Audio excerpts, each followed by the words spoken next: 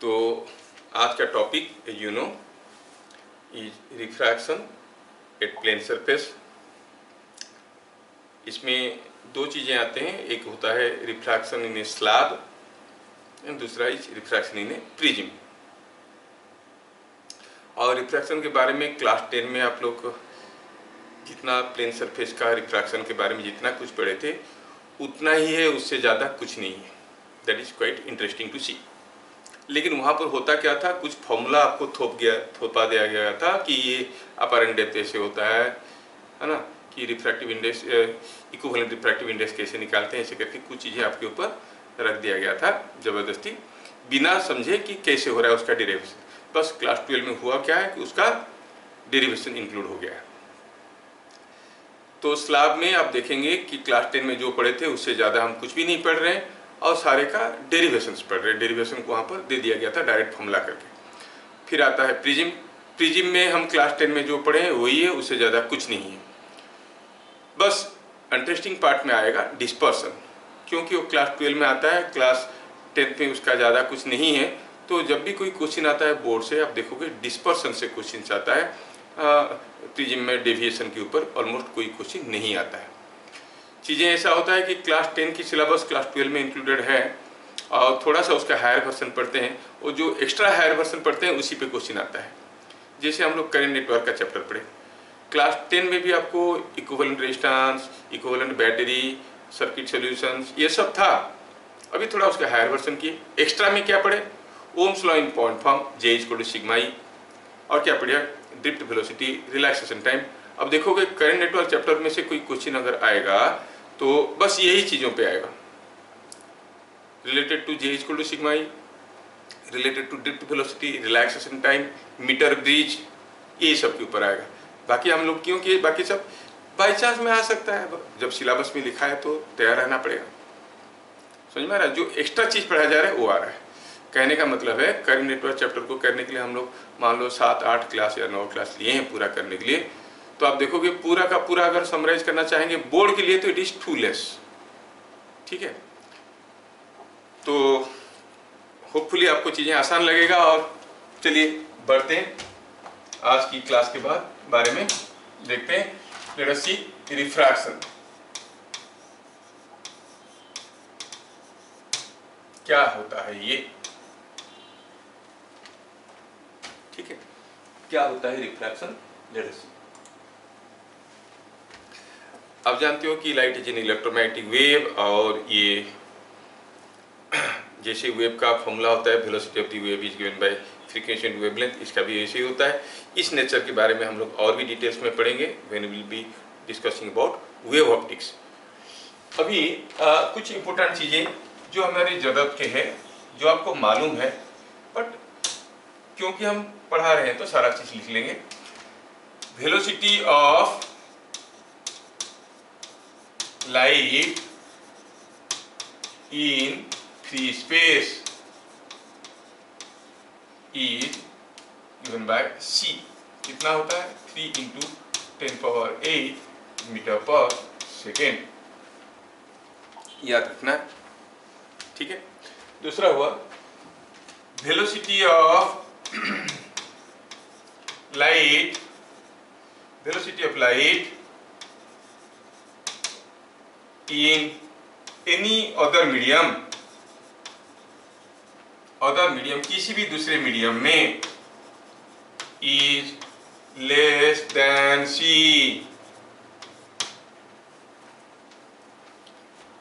Free space में है light का वेलोसिटी 3 × 10⁸ मीटर पर सेकेंड, किसी भी दूसरे मीडियम में velocity of light is less than C, less than the velocity of light in free space. refractive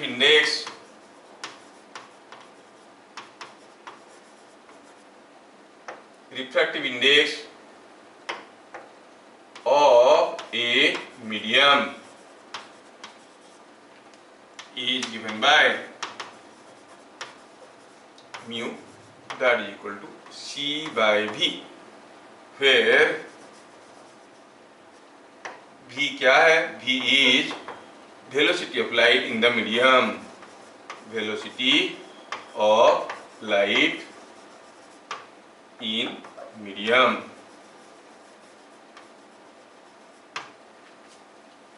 तो किसी एक मीडियम का रिफ्रैक्टिव इंडेक्स हम कैसे निकालते हैं? By saying it is the velocity of light in the medium. ठीक है.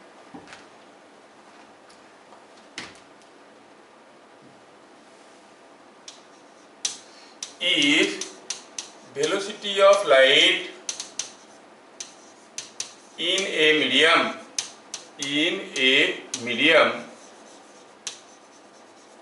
is more than it is called a rarer medium.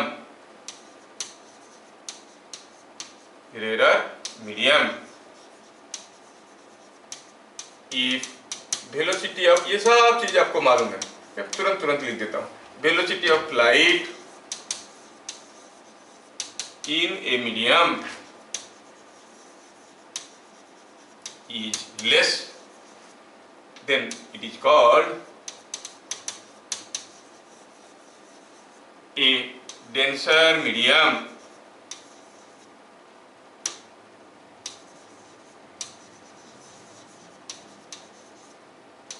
कोई मीडियम में वेलोसिटी ऑफ लाइट अगर ज्यादा हुआ उसको रेरर मीडियम कहेंगे. कोई मीडियम में वेलोसिटी ऑफ लाइट अगर कम हुआ तो उसको डेंसर मीडियम कहेंगे. बस आपको ध्यान रखना चाहिए कि ये रेरर मीडियम या डेंसर मीडियम, ये मीडियम की डेंसिटी के साथ कोई लिंक नहीं रखता है. It is no way related to the density of the medium. ठीक है. ये मत सोचना कि किसी मीडियम का डेंसिटी ज्यादा होगा तो वो डेंसर मीडियम होगा, ऐसा नहीं है. बस ये डेंसर और रेरर इसलिए लिया गया है ताकि लोगों को समझ में आया. कोई मीडियम अगर बहुत डेंस है, मान लो किसी एक रूम में बहुत सारे लोग खड़े हैं, मतलब density of the room is more. अब मुझे भाग के जाना में दिक्कत होता है, मैं स्लोली भागता हूँ उसके अंदर से, तो डेंसर मीडियम हो गया. बहुत 2-4 लोग हैं कोई बड़ा हॉल के अंदर, मुझे एक कर्नर से दूसरे कर्नर भागना है तो मैं आसानी से भाग सकता हूँ, my speed will be more, तो I call it a rarer medium. उस लैंग्वेज से लोगों को समझाने के लिए, हमें आसानी से समझ में आने के लिए डेंसर रेरर वाला टर्म यूज किया गया है. It is nothing to do with the density. अगर किसी एक मीडियम में लाइट ज्यादा वेलोसिटी में भागता है तो हम कहेंगे वो रेरर मीडियम है. किसी एक मीडियम में कम वेलोसिटी में भागता है तो उसको हम कहते हैं डेंसर मीडियम. ठीक है. ओके. तो क्या पता चला कि हमारा जो म्यू है जो कि c/v है, और क्योंकि c हरदम मोर देन v है तो आप कहोगे this is always greater than equal to 1. और ये जो म्यू है इसका value for a rarer medium, rarer medium में v will be more, mu will be less. It is less for rarer medium.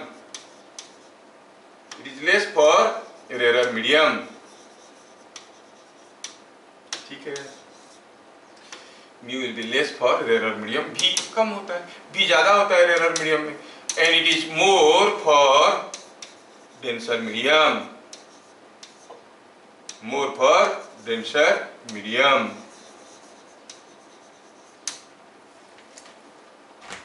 Directly इसके ऊपर क्वेश्चंस आते हैं. Okay. Point number 3, point number 4. Light जब एक मीडियम से दूसरे मीडियम में जाता है, इट्स ए वेव. जब एक मीडियम से दूसरे मीडियम में जाता है उसका वेलोसिटी तो बदल जाता है, but you see the colour of light does not change. अगर रेड कलर लाइट पानी के अंदर घुसेगा तब भी रेड दिखेगा, वहां से निकल के ग्लास के अंदर घुसेगा तब भी रेड दिखेगा. And the colour of light is decided by the frequency. How many photons are striking your eye and at what rate they are striking, that gives you the sensation of color. समझ में आ रहा है? तो कितने photon, कौन सा, कितनी एनर्जी का कितना फोटोन आपकी आंखों में लगेंगे तो आपको कौन सा कलर का सेंसेशन आएगा. इसका मतलब colour of light depends upon the frequency. हम कहेंगे colour of light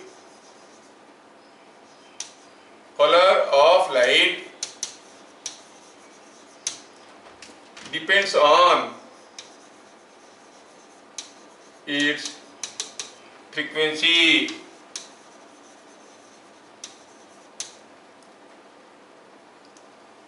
when light passes through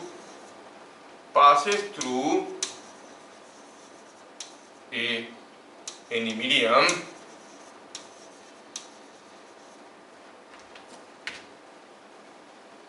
the frequency does not change.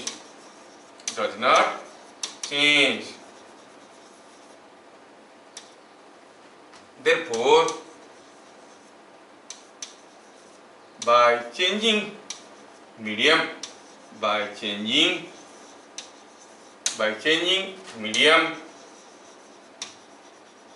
color of light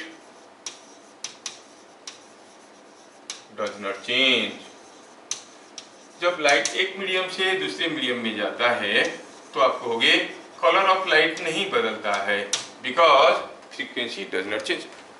why frequency does not change, ये हम लोग क्लास 11 में वेव मोशन चैप्टर में पढ़े थे। What is frequency? The number of waves produced पर second.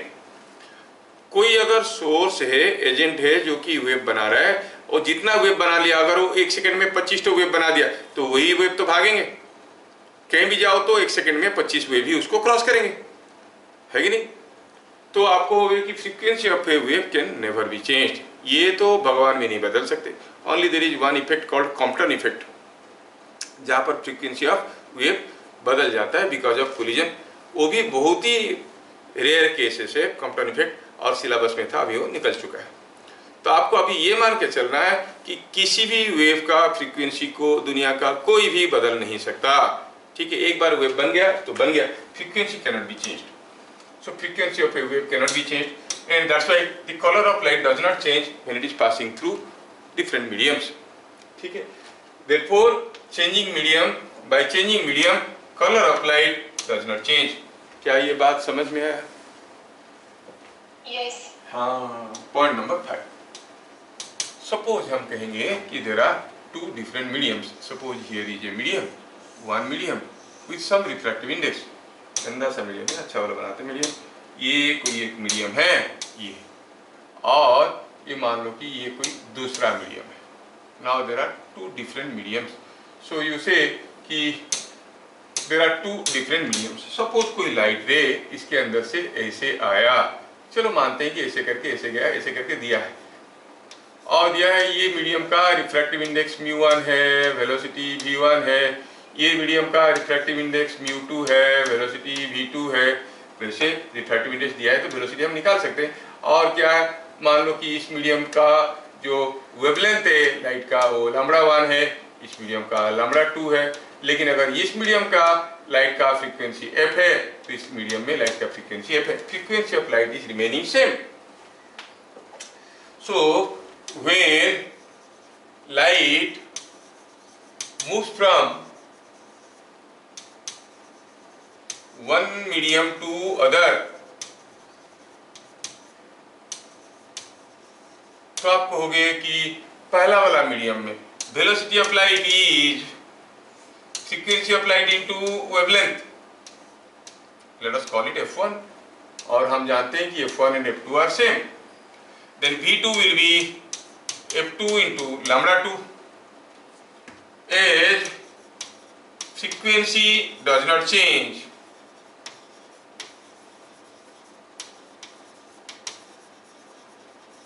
आप कहोगे v1 बाय v2, और फ्रीक्वेंसी डज नॉट चेंज मतलब f1 is equal to f2, तो रेशियो कर देंगे तो मिलेगा v1 by v2 is equal to λ1 by λ2। हाँ सर, ये किस काम का, बड़े काम का चीज है, हम लोग पढ़ेंगे आगे आगे। Will see about dispersion also using this फॉर्मूले, डेविएशंस वगैरह सब कुछ इसमें देखेंगे। So v1 by v2 is equal to λ1 by λ2। क्या बात समझ में आया? अब हम कह सकते हैं कि इस चीज को हम कह सकते हैं कि μ1 बाई μ2 क्या होता है? μ1 by μ2, you know it is c by v1 into c by v2, so it is coming out to be v2 by v1। So v1 by v2 की जगह हम μ1 बाई μ2 लिख सकते हैं। As this is what is true, therefore आप कहोगे V1 by V2 can be written as V1 by V2 can be written as V1 by V2 क्या हो गया?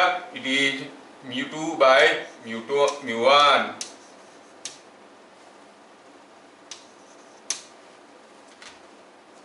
Now if you see here V1 by V2 is lambda 1 by lambda 2. So this way you could find कि lambda 1 by lambda 2 is equal to mu2 by mu1. और बड़ा आसान है याद रखना, lambda 1 into mu1 is equal to lambda 2 into mu2. This formula was not there in class 10. तो इसके ऊपर लोग डायरेक्ट क्वेश्चन डाल देते हैं। कितना सिंपल फॉर्मूला है, कितना सिंपल फॉर्मूला। हाँ बोलो सर। अगर लाइट को प्रिज्म से पास करेंगे तो उसका फ्रीक्वेंसी बदलता है? नहीं बदलता बेटा, कौन बोला तुमको? If you pass A red light तो जब प्रिज्म से पार करेगा रेड ही तो निकलेगा। White light? अरे white is not a colour, वो स्प्लिट हो जाता है, उसमें ढेर सारे, व्हाइट लाइट में एक लाइट है क्या? ढेर सारे लाइट है ना, ढेर सारे लाइट है। You have got some voice, और तुम्हारा वॉइस का कुछ frequency, a girl has some frequency of his own voice, दोनों मिलके प्रेयर गाते हैं, एक साउंड आता है। अब ये साउंड में से तुम दोनों का वॉइस का अलग अलग कर सकते हैं, लेकिन तुम्हारा फ्रीक्वेंसी को चेंज नहीं कर सकते, उसका फ्रीक्वेंसी को चेंज नहीं कर सकते। You can separate you two so that your sounds can be separately heard. पहले दोनों को एक साथ सुनते थे, अब अलग अलग सुन रहे हैं, लेकिन तुम्हारा जो फ्रीक्वेंसी हो तो तुम्हारा ही है। Merely looking at your frequency we can get it. समझ में आ रहा है? आपका फ्रीक्वेंसी को, साउंड का फ्रीक्वेंसी को कोई बदल नहीं सकता। एग्जैक्टली दैट वे लाइट का फ्रीक्वेंसी को, कोई भी वेव का फ्रीक्वेंसी को हम बदल नहीं सकते। इसलिए तो इतना सारा मारपीट हो रहा है। अगर फ्रीक्वेंसी को बदलना हमारे बस की चीज होता फिर तो सोचो ये नैनो टेक्नोलॉजी आने की कोई जरूरत ही नहीं था। क्योंकि फ्रीक्वेंसी का सिग्निफिकेंस क्या है, जब हम इलेक्ट्रोमैग्नेटिक वेव्स पढ़ाएंगे तब बताएंगे। It is otherwise called clock speed. समझ लो कितने जल्दी जल्दी कोई वेव ऑसिलेट कर रहा है। जैसे मान लो मेरे को अगर कहा गया कि आप जल्दी जल्दी जल्दी जल्दी 1 2 3 4 बोलो, मैं बोलूँगा 1 2 3 4 5 6 लाइक दिस, स्पीड में मैं बोला तो how many digits I am uttering per second, that is fixed depending upon my speed. अगर मैं ऐसे पता चला 1 मिनट में 200 तक गिनती कर सकता हूँ, 200 तक। अब मेरे सामने कोई चीज झूल रहा है, ऑसिलेट कर रहा है, और मुझे काउंट करना है कि 1 मिनट में कितने बार ऑसिलेट किया, और पता चला कि वो 70 टाइम्स ऑसिलेट करता है। क्योंकि मैं 200 तक काउंट कर सकता हूँ तो वो 70 को मैं काउंट कर सकता हूँ 1 2 3 4 करके, क्योंकि मेरा स्पीड उससे ज़्यादा है। सपोज मैं मैक्सिमम स्पीड में कह के 1 मिनट में 200 तक काउंट कर सकता हूँ, और जो ऑसिलेट कर रहा है वो कर रहा है 1 मिनट में 300 बार। क्या मैं काउंट कर सकता हूँ कितने बार ऑसिलेट किया? क्योंकि इतना जल्दी जल्दी मैं काउंट ही नहीं कर सकता। So my clock speed is lesser than that happening out. तो मेरा क्लॉक स्पीड बनाने के लिए मुझे हाई फ्रीक्वेंसी चाहिए। So you are getting revolutions in computers with what? Increasing frequency. ठीक है ना? कितना गीगाहर्ट्ज का ये यूज कर रहा है। अभी देखो आपका 5G आ गया इंटरनेट का, वो सब क्या हो रहा है? 5G मतलब दे आर यूजिंग 2.45 गीगाहर्ट्ज। ठीक है, 5G खाली 2.4 था तो उसको 4G कहते थे, अब ये 2.5G गीगाहर्ट्ज हो गया, मतलब ये 5G बोलते हैं इसको। तो जितने ज्यादा फ्रीक्वेंसी होगा उतने जल्दी जल्दी आपका क्लॉक ऑपरेट करेगा, तो चीजों को आप काउंट कर पाओगे, दो चीजों के बीच में गैप को पकड़ पाओगे और नेसेसरी चेंजेस को देख पाओगे। गया मेरे को रास्ते से दूर कर दिया। चलो देखो, mu1 by mu2 is equal to v2 by v1। So mu1 lambda 1 equal to mu2 lambda 2। एक चीज नोटिस करना, अगर किसी मीडियम में म्यू अगर ज्यादा है तो लैम्डा कम है। सो इसका मतलब क्या हुआ? 1 मार्क क्वेश्चन के लिए तैयार हो जाओ। Wavelength in denser medium, denser medium का जो वेवलेंथ है वो ज्यादा है कि रेरर मीडियम का वेवलेंथ ज्यादा है? देखो तो look at the figure and tell. Denser medium में म्यू ज्यादा होता है, म्यू ज्यादा हुआ, प्रोडक्ट इज सेम, म्यू ज्यादा हुआ तो lambda is less. So wavelength in denser medium is lesser than that in rarer medium.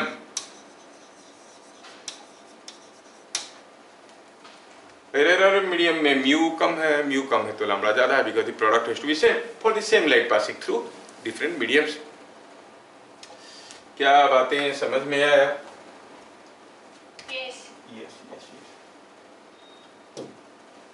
Point number, ये गया हमारा note point number 5। Now we go for point number 6। But before you go for note point number 6, let me give you 1-2 small questions so that you can do it faster. Suppose refractive index, ऐसा board में question आया है, refractive index of a medium is 1.5. How much time or what minimum time, what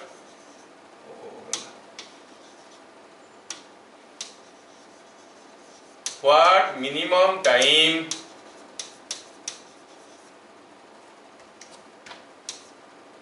a light ray will take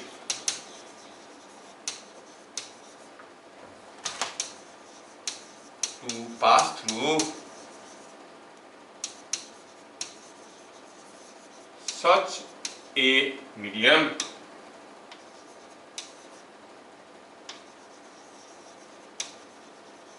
of thickness 1 it is thickness 9 micrometer। कितना simple है, you can do. क्या दिया है, कितना simple question है। आज मैं पहला क्वेश्चन अरमान को पूछूंगा, आयुष्मान को पूछूंगा और वो सही बताएगा। Ayushman, can you help me? कोई एक मीडियम में रिफ्रैक्टिव इंडेक्स है 1.5, तो क्या मेरे को मदद कर सकते हैं बताने में कि जो वेलोसिटी ऑफ लाइट होगा वो कितना होगा? It is c by mu, है कि नहीं? और c का वैल्यू कितना है उसमें? 3 × 10⁸ और म्यू यहाँ पर तो दिया गया है, कितना है म्यू का value? 1.5। Is it coming out to be 2 × 10⁸ metre पर सेकेंड? और हमारे पास कोई एक स्लैब है जिसका थिकनेस मान लो d है, तो इसको पार करने के लिए मिनिमम टाइम में क्या टाइम लगेगा? टाइम लगेगा d/v। t कितना था? वो दिया है 9 माइक्रोमीटर, सो 9 × 10⁻⁻6 मीटर, और v कितना है? 2 × 10⁸ मीटर पर सेकेंड। तो डिवाइड करें तो क्या आ गया ये? Is it not coming out to be 4.5 × 10⁻⁻14 seconds? कितनी कम समय में वो पार कर जाएगा। डायरेक्ट क्वेश्चन ऐसे आते हैं बोल के मैं आपको दिया। क्या ये चीजें सबको समझ में आया? Yes sir. Yes.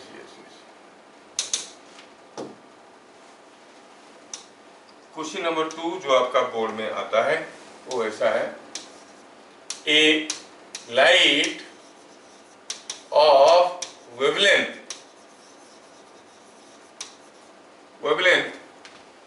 10,000 angstrom in air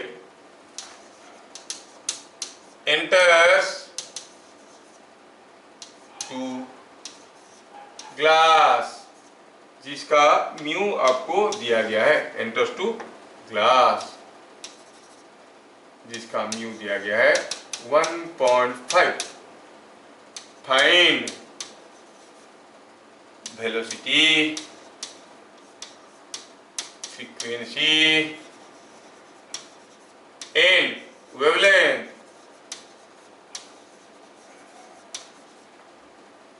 inside glass। Velocity पूछा है, फ्रीक्वेंसी पूछा है, वेवलेंथ पूछा है।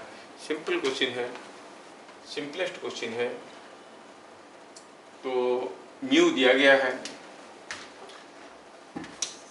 है कि for air you know v is equal to c, velocity of light is same as velocity of light in free space, so mu is 1, that is c by v। तो air के लिए mu का value 1 है। Now here is air, here is glass, और यहाँ पे है आपका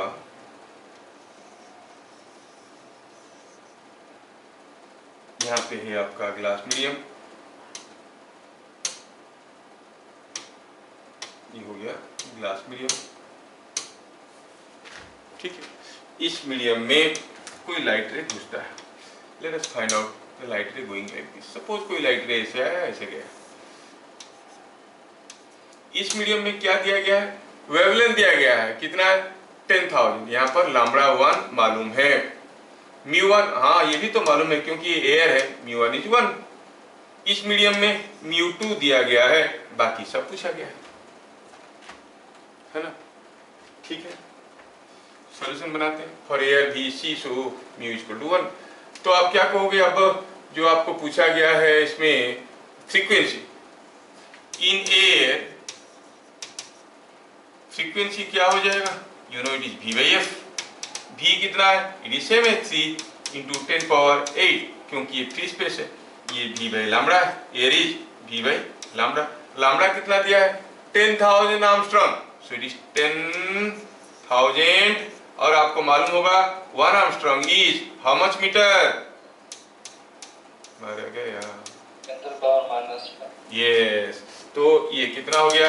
it is coming out to be 4 minus 6 minus ऊपर गया 3 इंटू 10 पावर 14 हर्ट्ज। ये कहाँ पे फ्रीक्वेंसी था? In air.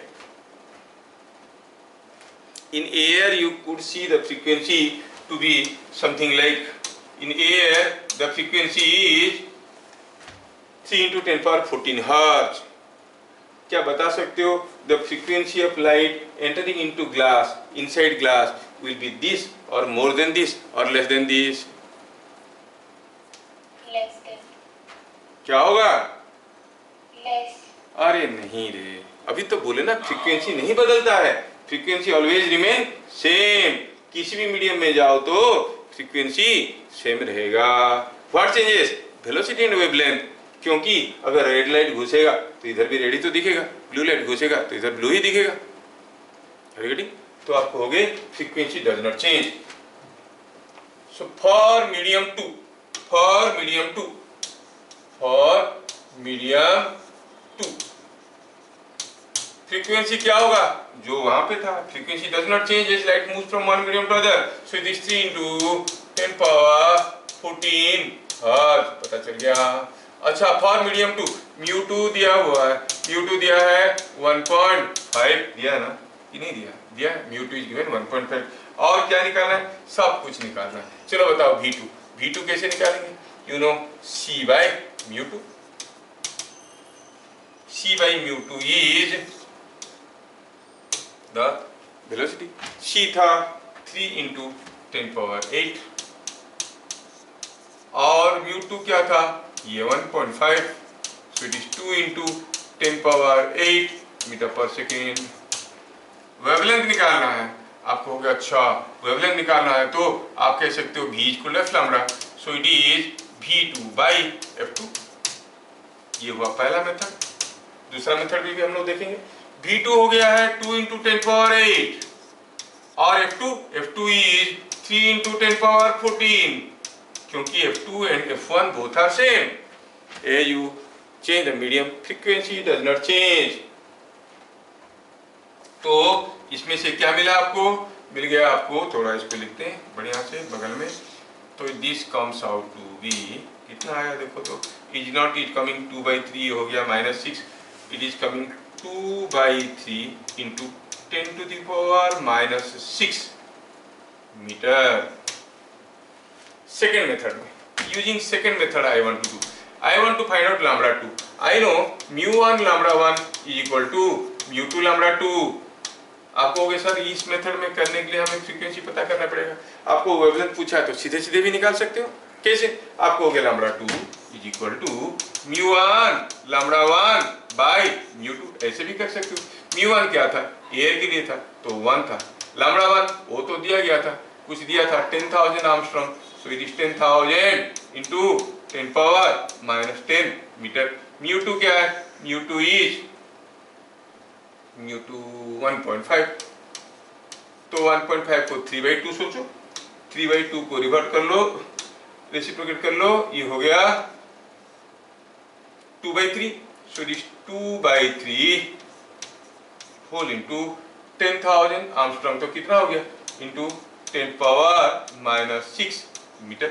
इधर way you are getting the same answer. क्या मेरी बात सबको समझ में आया? Yes. Yes. आयुष्मान तो बोल रहा है कि केमिस्ट्री पढ़ने के लिए आए थे सर, फिजिक्स पढ़ा के मूड खराब कर दिए सर। क्यों आयुष्मान, समझ में आ रहा है? Yes, sir. चलिए, तो ऐसे सिंपल सिंपल क्वेश्चंस वो आपको पूछे। Let us enter into refraction. What is refraction?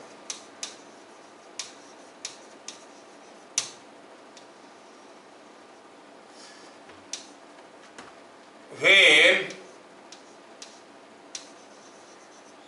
light moves from one medium to one medium, when light moves from one medium to other medium to other, the phenomenon of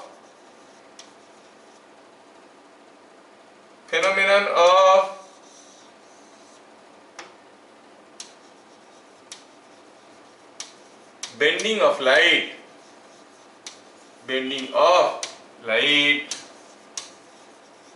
at the interface or boundary of the two mediums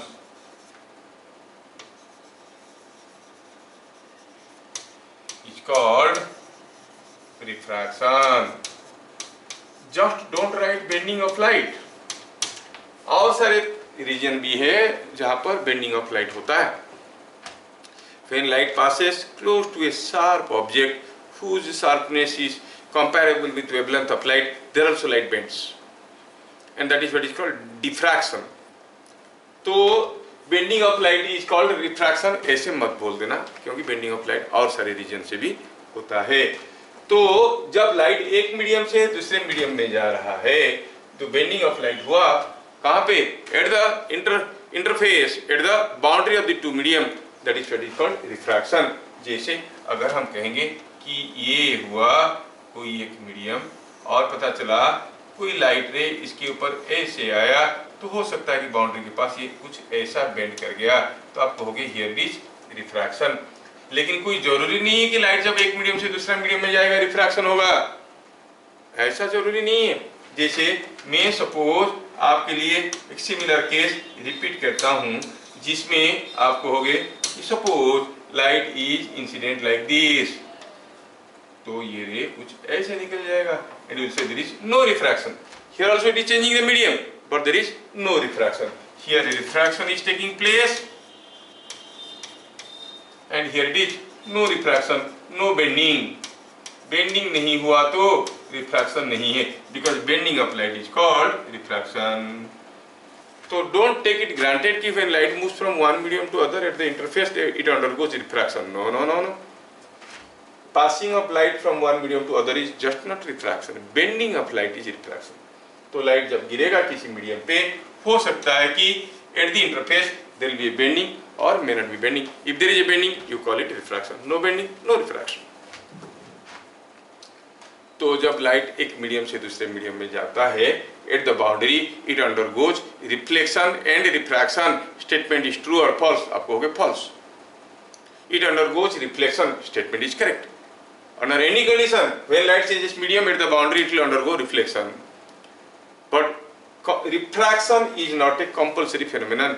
It may take place, may not take place. ध्यान रहे, ये चीजें assertion reasoning question के लिए मददगार होंगे। So when light is moving from one medium to other medium at the boundary, it will पक्का undergo reflection. But refraction होगा कोई जरूरी नहीं है। समझ में आया? So reflection is a compulsory phenomena, refraction is depending upon the situation and the incident angle of the ray. तो हमें रिफ्रैक्शन क्या है समझ में आया। पॉइंट नंबर 2 में देखेंगे laws of refraction. Laws of refraction क्या कहता है? लॉज ऑफ रिफ्रैक्शन आप कहोगे कि ये कोई एक मीडियम है, चलो इसका रिफ्रैक्टिव इंडेक्स म्यू है, इसका रिफ्रैक्टिव इंडेक्स म्यू है, suppose this is what is a light ray, और सपोज ये ऐसा गया, this is what is the light ray, you see a light ray is looking like this. ये हो गया कोई एक मीडियम, जिस मीडियम में आप कहोगे कि कोई लाइट रे यहाँ पे बेंड हो रहा है।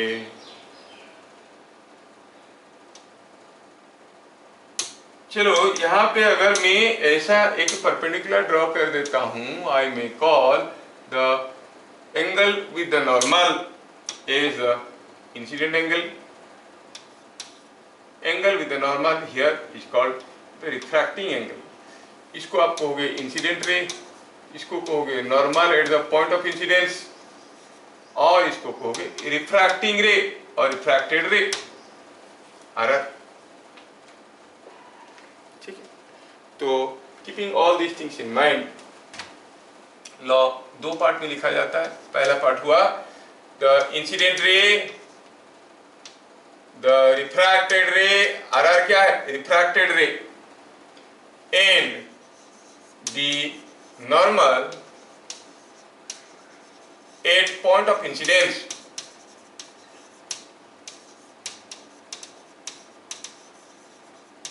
lie in a common plane. They are coplanar. They are coplanar. दूसरा हुआ the sine of incident angle. Sine of incident angle is the ratio of sine of incident angle to ratio of sine of refracting angle. Angle of refraction is equal to mu2 by mu1. That means mu1 sin I is equal to mu2 sin R. ये हो गया आपका second part of the law. Statement क्या लिखता है? The sine of the incident angle and the refracting angle bear a constant ratio depending upon the refractive index of the two mediums. इतना लंबा लिखने की क्या जरूरत है?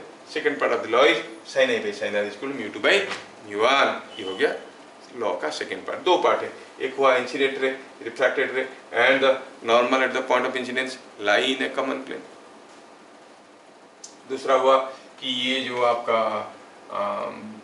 जो एंगल आई है incident angle, R is refracting angle, उनके बीच में क्या रिलेशन है? Sine A by sine R equal mu two by mu one. याद रखने के लिए आसान तरीका है, इस मीडियम का mu into sine I equal to इस मीडियम का mu into sine R. Mu one sine I equal to mu two sine R. क्या बात समझ में आया? ये देखो कितना सिंपल है। और ये दोनों को जोड़ के अगर मैं वेक्टोरियली लिखना चाहूंगा तो मैं क्या लिखूंगा? यहाँ से ये स्टेटमेंट है, वेक्टोरियली लिखना चाहेंगे तो मैं कुछ ऐसे कहूंगा। सपोज हम कहेंगे ये जो है ये है कोई एक unit vector in the direction of incident ray, this is a unit vector in the direction of normal, and this is what is a unit vector in the direction of refracted ray. ये है A R cap, A I cap incident ray की direction, ये A N cap. You understand the meaning? A I cap, A N cap, A R cap are the 3 unit vectors. तो आप कह सकते हो mu one times A I cap cross A N cap is equal to mu two times AR cap cross AM cap. This is what is the law of refraction in vector form. ठीक है, अब cross product करो, ए आई cross N हो जाएगा 1 sine theta, दोनों के बीच में angle, आई और एन के बीच में एंगल क्या है, आई और एन के बीच में देखो तो ए आई कुछ ऐसा है, ए आई कुछ इस डायरेक्शन में है और एन ऐसा है, तो दोनों के बीच में एंगल ये हो गया। अब ये sine of this angle is same as sine of this angle, because sine theta is sine 180 minus theta, है ना। तो you see the law is justified. और ये दोनों यूनिट वेक्टर, दोनों प्रोडक्ट, दोनों तरफ क्रॉस प्रोडक्ट बराबर होने का मतलब क्या हुआ, मतलब हुआ कि दे आर ऑल कोप्लानर, नहीं तो बराबर नहीं होते। So this way we could see the law of refraction in vector form. क्या बात समझ में आया? Yes. यस। आज अनन्या पृष्टि को समझ में आ रहा है? Yes, sir. तो हम अब थोड़ा सा ऑब्जर्वेशन लेते हैं और देखते हैं हमारा ऑब्जर्वेशन इसमें से क्या निकल के आ रहा है। ऑब्जर्वेशन कह रहा है कि अगर हम कहेंगे कि ये कोई एक मीडियम है और कोई लाइट रे ऐसे आया और लाइट रे ऐसे गया, तो आप कहोगे कि यहाँ पर जो आपका इंसिडेंट रे है वो ऐसे आ रहा है। सपोज ये हो गया incident angle I, this is angle of refraction R, और ये μ1 है, ये μ2 है। तो आप क्या देख रहे हो कि if μ2 is more then μ1,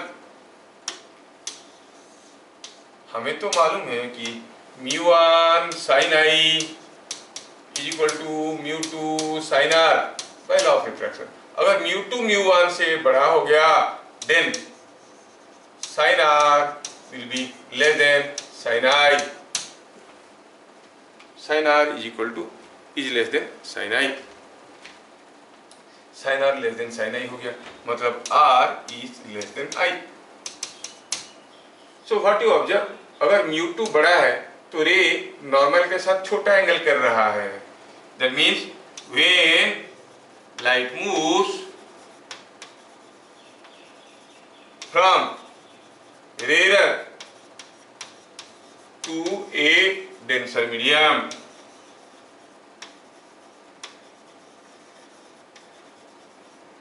it bends towards normal, towards the normal, ये नॉर्मल की तरफ बेंड कर जाता है, it bends towards normal।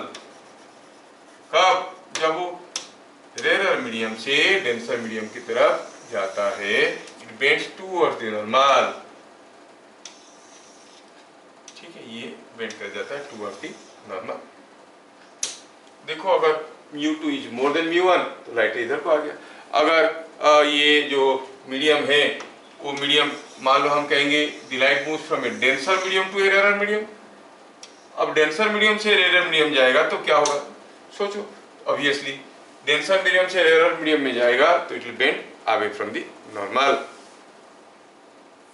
क्या बात समझ में आ रहा है? Yes sir. यस, कितना सिंपल है, ये तो एवरीवन नोज, कोई बड़ी चीज नहीं। ये ऑब्जर्वेशन मिला कि when light moves from the rare medium to a denser medium it bends away from the normal. ठीक है, चलिए बस आपको सोच के बताना है कि here is A, suppose I से हियर इज ए पॉन्ड, ये कोई एक पॉन्ड है जिसमें ये ऐसा एक पॉन्ड है और इस पॉन्ड में हुआ यूं है कि इसमें पानी है, this pond has some water.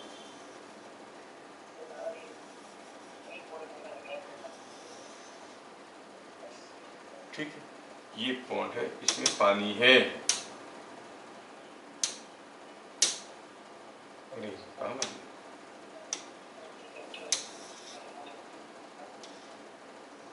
हाँ, तो दिया है कि यहाँ पे कोई एक पॉन्ड है, पॉन्ड में पानी है। अब यहाँ पे सपोज हम कहेंगे कि यहाँ पे कोई एक खंबा ऐसे खड़ा है, this is what is the खंबा स्टैंडिंग हियर। अब पता चला कि ये जो खंबा यहाँ पे खड़ा है, इसको थोड़ा लंबा कर देते हैं।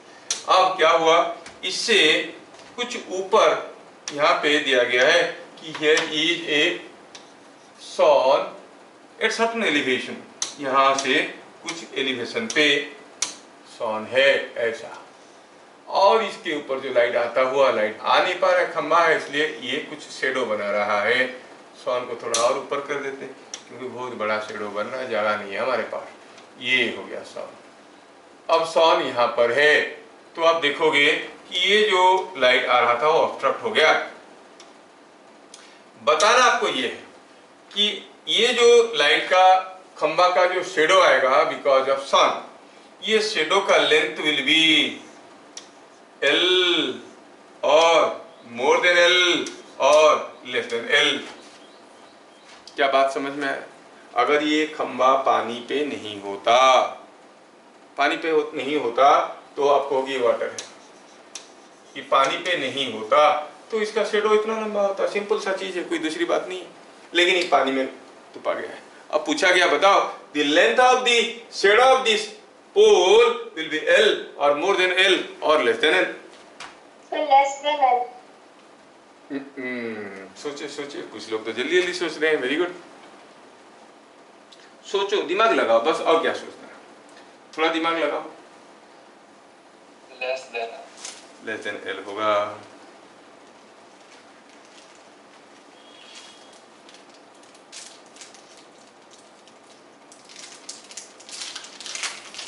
बाकी लोग तो सोच रहे हैं। मिस ज्योत्सना, हाँ बड़े मजे में बैठे हो, बताओ ये L से ज्यादा होगा कि कम होगा? कम होगा। क्यों ऐसे लग रहा है तुमको? क्योंकि सर लोग सब ऐसे कहते हैं और मुझे लोगों की बातों पे भरोसा रहता है, इसलिए। चलो देखो, देखो भाई, अगर यहाँ से बगल बगल से कोई लाइट रे आया ऐसे और वो पोल को नहीं लगा, पार होके आ गया, पार होके आ गया, पार होके आ गया, जैसे आके पहुंचा at the surface, now it is going from air to a denser medium, it will go straight down और bend towards the normal, normal की टुवर्ड्स बेंड करेगा। और यहाँ पर जो नॉर्मल है वो नॉर्मल यहाँ पर तो ऐसा है, the ray will bend towards the normal, means the ray will no more go like this, either it will bend like this, तो लाइट यहाँ पे आ जाएगा। मतलब इधर से आता हुआ लाइट भी यहाँ तक पहुंच जाएगा, तो इसके ऊपर से आता हुआ लाइट तो ये जोन में पूरा का पूरा लाइट पहुंचेगा। कहाँ पे लाइट नहीं पहुंचेगा? Only in this zone.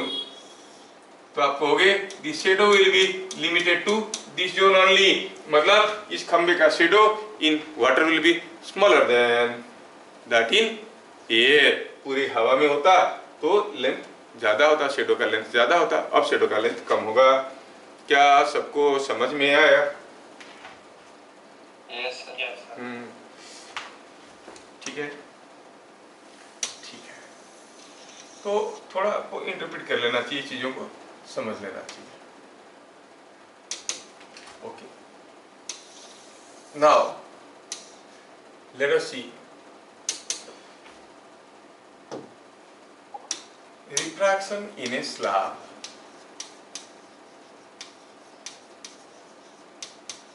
Refraction in a slab.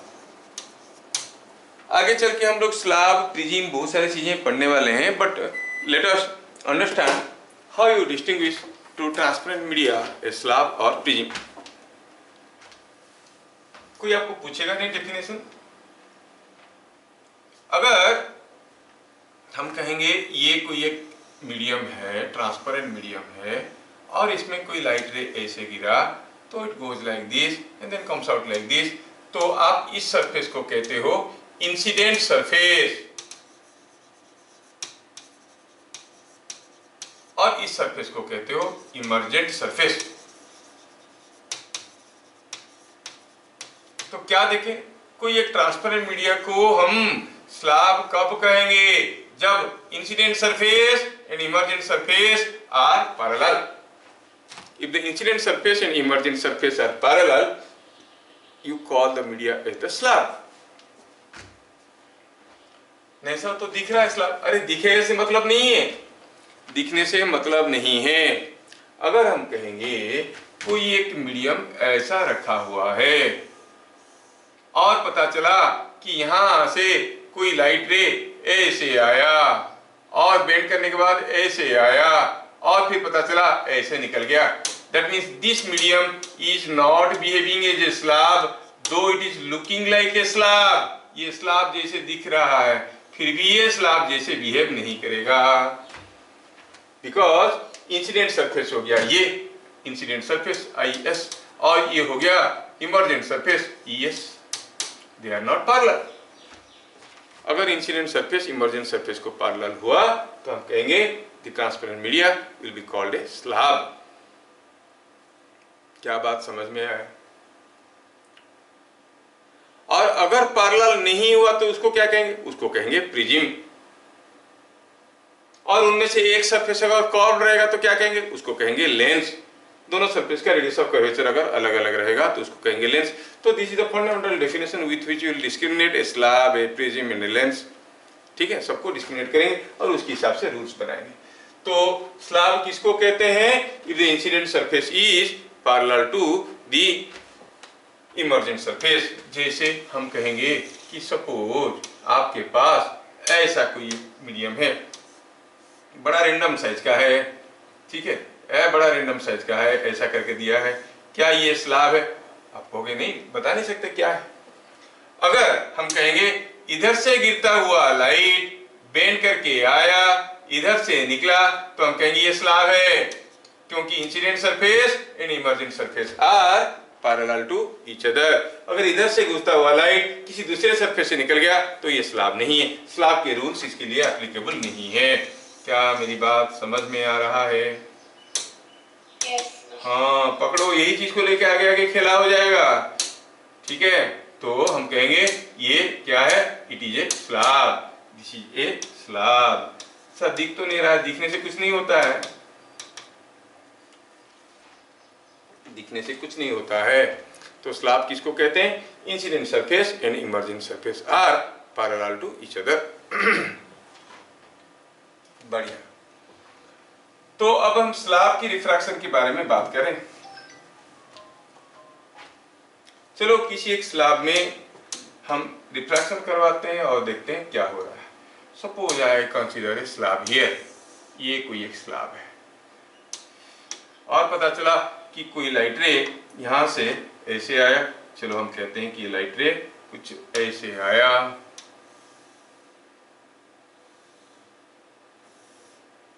कोई लाइट रे ऐसे चला गया. ये फिगर देख के आपको क्या पता चल रहा है? μ1 ज्यादा है कि μ2 ज्यादा है?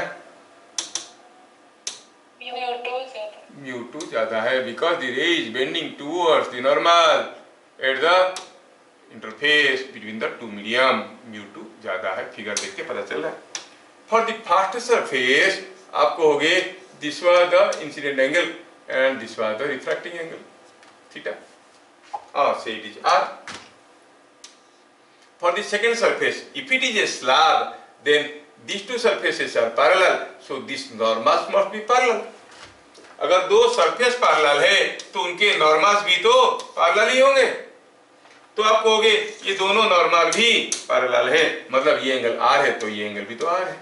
ये एंगल कितना है? क्या मालूम कितना है? Call it theta. ठीक है. तो स्लैब के बारे में पहला चीज जो समझ में आया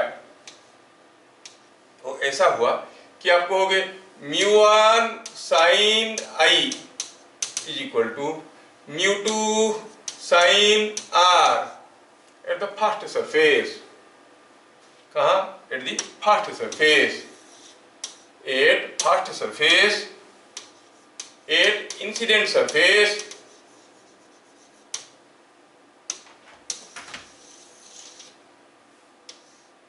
एट इंसिडेंट सरफेस आपको मिला दिस. एट इमर्जेंट सरफेस क्या मिल रहा है आपको? मिल रहा है μ2 sin r is equal to, ये μ1 है, ये μ2 है, तो ये फिर से μ1 है, so it is μ1 sin theta. क्या पता चल गया दोनों इक्वेशन में से? दोनों इक्वेशन को ध्यान से देखिए तो पता चला μ1 sin theta is equal to μ2 sin r, μ1 sin I is equal to μ2 sin r। तो इससे पता चला theta is equal to I, but that means the incident angle and emergent angle are same. The incident angle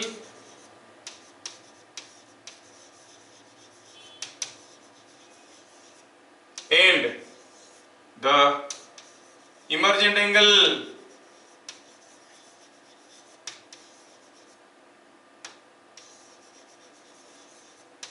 are same, मतलब theta जितना है I उतना है, I is equal to theta.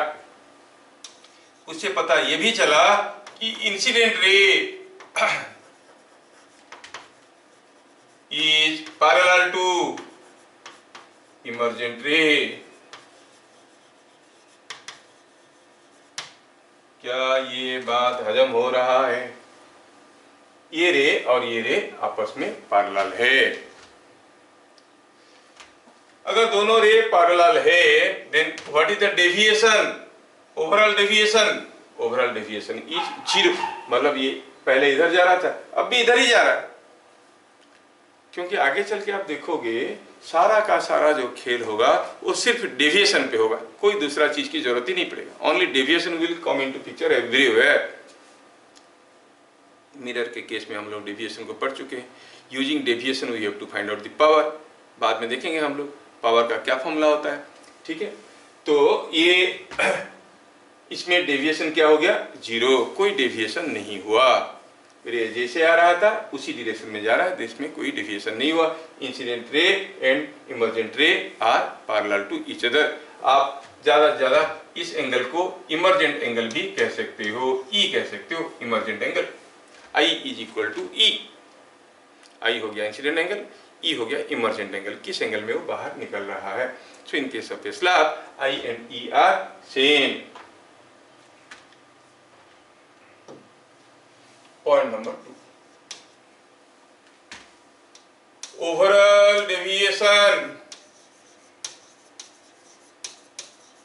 In a slab is 0। याद रखना, overall deviation, what is the deviation in a slab? It is 0, overall deviation. हर surface पे कुछ कुछ डेविएशन हो रहा है। आप देखोगे कि आपका जो इंसिडेंट सरफेस है वहां पर डेविएशन हुआ है, बेंड हो गया है अंदर की तरफ, और यहाँ पर डेविएशन हुआ है फिर से बाहर की तरफ, जितना बेंड हुआ था फिर से खुल गया। Here it comes close towards the denser medium, when it comes out denser से रेयर मीडियम में आ रहा है, it goes away from the denser medium, away from the normal, है ना। तो जितना डेविएशन क्लॉकवाइज हुआ था उतना डेविएशन एंटी क्लॉकवाइज हो गया, ओवरऑल डेविएशन 0 है। Clear? Point number 3,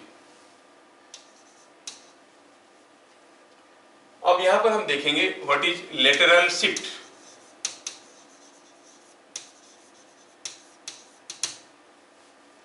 lateral shift को डी कहते हैं। Let us denote, will try to find out what is the lateral shift. Class 10 में फॉर्मूला था, डिराइवेशन नहीं था, अब डिराइवेशन आ जाएगा आपके सामने। सपोज हम कहेंगे कोई रे ऐसे आया और फिर वो ऐसे गया, फिर वो ऐसे निकल गया। The incident ray and emergent ray are parallel. Deviation तो नहीं हुआ लेकिन शिफ्ट हो गया है। क्या शिफ्ट हो गया? लेटरल शिफ्ट हो गया। क्या मतलब है? मतलब ये है, अगर ये रे आपकी आंखों में गिर रहे हैं तो आपको लगेगा कि जो लाइट है वो कहां से आ रहा है, इसका करेस्पॉन्डिंग सोर्स कहां पे, आपको लगेगा कि source of the light which is reaching your I is somewhere here. आपको लगेगा कि सोर्स इधर है, जबकि सोर्स इधर नहीं है, सोर्स इधर है। लेटरली शिफ्ट हो गया है। समझ में आया? लेटरली शिफ्ट हो गया है। कितना शिफ्ट हो गया है? उसी को कहते हैं लेटरल शिफ्ट। समझ में आया? थोड़ा और दूसरे तरीके से अगर सोचेंगे तो हम कहेंगे ये लाइट रे ऐसे आना चाहता था, लेकिन अब हुआ क्या है, वो ऐसे जा रहा है, तो आप कहोगे ये लेटरल शिफ्ट हो गया है। इसमें कितना शिफ्ट हो गया? लाइट रे को ऐसे जाना चाहिए था, अब ऐसे जा रहा है, मतलब the shifting is this length, this is the shift, this is the lateral shift D. तो you see the light ray is getting shifted laterally। ये कोई एक रे है भाई, ये रे को लॉन्गिट्यूडनली शिफ्ट करो, मतलब ये रे को ऐसे मूव करवाओ। लेटरली शिफ्ट करो, मतलब ये रे को ऐसे मूव करवाओ। ठीक है ना? बात समझ में आ रहा है? लेटरल शिफ्ट और लॉन्गिट्यूडनल शिफ्ट। आपको सलाद बनाना है घर में, आपकी मम्मी आपको खीरा दी है, इसको काट दो। बोलोगे कैसे सलाद बनाना है, ऐसे लंबे लंबे बनाना है कि ऐसे गोल गोल बनाना है? तो सोचो और बताओ कि कैसे कट करने से आपको ऐसा वाला गोल गोल सलाद मिलेगा, लॉन्गिट्यूडनल कट और लेटरल कट।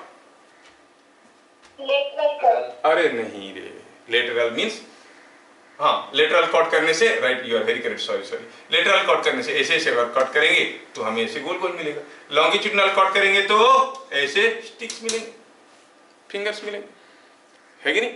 तो यू मस्ट अंडरस्टैंड लेटरल और लॉन्गिट्यूडनल का मतलब क्या है। अब ये लाइट रे हुआ यूं है, ये लाइट रे जो ऐसे आ रहा था वो शिफ्ट कर गया है लेटरली, तो जिसको कहते हैं लेटरल शिफ्ट। क्या बात समझ में आ रहा है? Yes sir. कितना इजी तो है, इसमें क्या समझने वाली चीज है।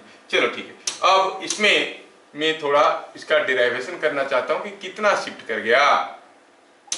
चलो मानते हैं कि ये एंगल है एंगल ऑफ इंसिडेंस, ये एंगल है एंगल ऑफ रिफ्रैक्शन, और thickness of the slab is T, T is thickness of the slab. थोड़ा नेमिंग कर देते हैं इस पॉइंट्स को। चलो इस पॉइंट को ए कहते हैं, ये पॉइंट को बी कहते हैं, और ये पॉइंट को सी कहते हैं, इस पॉइंट को पी कहते हैं, फॉर योर अंडरस्टैंडिंग। हमें लेटरल शिफ्ट पता करना है, मतलब सीपी क्या है पता करना है। डेरिवेशन स्कूल एग्जाम में आता है, जबकि जो फॉर्मूला निकल के आता है उसका कोई यूटिलिटी नहीं है, उसके ऊपर डायरेक्ट क्वेश्चंस कुछ भी नहीं आता है, कभी नहीं आया। But you have to remember the formula because the formula is very unrealizable. उसका फॉर्मूला को यूज करना बड़ा मुश्किल हो जाता है। एनीवे जानकारी होना चाहिए, ठीक है। Now you see in ABC triangle, आप कहोगे कि AB by AC gives you B by H, so it is cos R. AB by AC is this cos R, or AC is nothing but AB sec R. But what is AB? AB is the thickness, so it is equal to T sec R. T क्या है? Thickness of slab.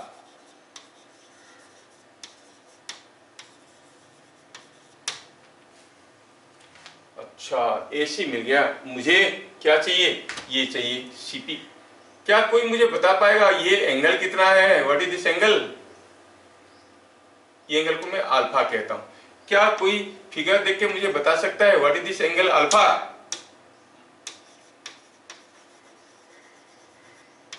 Alpha क्या है? देखो तो ये पूरा angle क्या था? ये आई है, तो ये पूरा एंगल आई था। नहीं, अगर ये आर चला गया तो अल्फा क्या हो गया? I minus R. Purnachandra yes sir. बुझलो के? बुझलो के? यस सर, बुझलो, हाँ ठीक। तो ये हो गया आपका ABC ट्रायंगल में। थोड़ा इसमें मैं जगह बना रहा हूं ताकि मैं यहाँ पे लिख पाऊँ सारा चीज को। तो ये आया ऐसे, जिसमें T क्या था? T था the thickness of the slab, T हो गया थिकनेस ऑफ स्लैब, ठीक है। तो अब ये अल्फा हो गया I माइनस आर, तो हमें चाहिए था डी इन APC ट्रायंगल। आप कहोगे डी बाई AC क्या होगा, डी बाई AC क्या होगा, डी बाई AC क्या होगा, देखो ये D है, ये AC है, परपेंडिकुलर है, तो क्या हो जाएगा, it will be sine alpha, that is sine I minus r. फिर D का वैल्यू क्या है, सिंपल है, AC into sine I minus r. AC क्या था, T से का, तो यहां से D का वैल्यू मिला, क्या मिला, D is equal to T sec R into sine I minus r. ये डेरिवेशन आता है, आप फॉर्मूला आपको याद रखना है। What is the lateral shift of light when light is passing through a slab.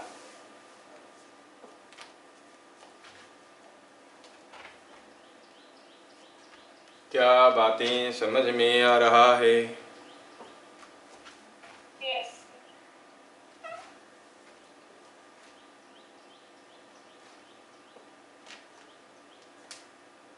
जैसे आप लोग बोले हो कि 12:30 तक पढ़ोगे, लेकिन मुझे लग रहा है कि कुछ लोगों का अभी से 12 बज चुका है। समझ में आ रहा है? Yes sir. बढ़िया बढ़िया। जब तक आपको मजा आएगा तब तक पढ़ेंगे, फिर छोड़ देंगे, ठीक है। ये हो गई हमारा बात। तो लेटरल शिफ्ट का फॉर्मूला आपको रट के याद रखना है, इसके ऊपर डायरेक्टली कोई क्वेश्चन नहीं आता है, ठीक है। Point number 4, longitudinal shift।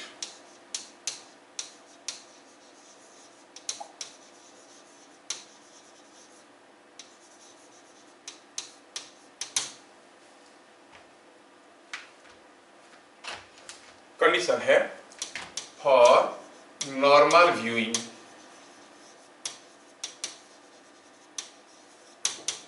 Normal viewing का मतलब you are looking from the along the normal, ठीक है। चलो समझने की कोशिश करते हैं कि ये कोई एक मीडियम है, कहाँ गया मीडियम, मीडियम मीडियम मीडियम, ये है मीडियम, ये कोई एक मीडियम है, ये है कोई मीडियम।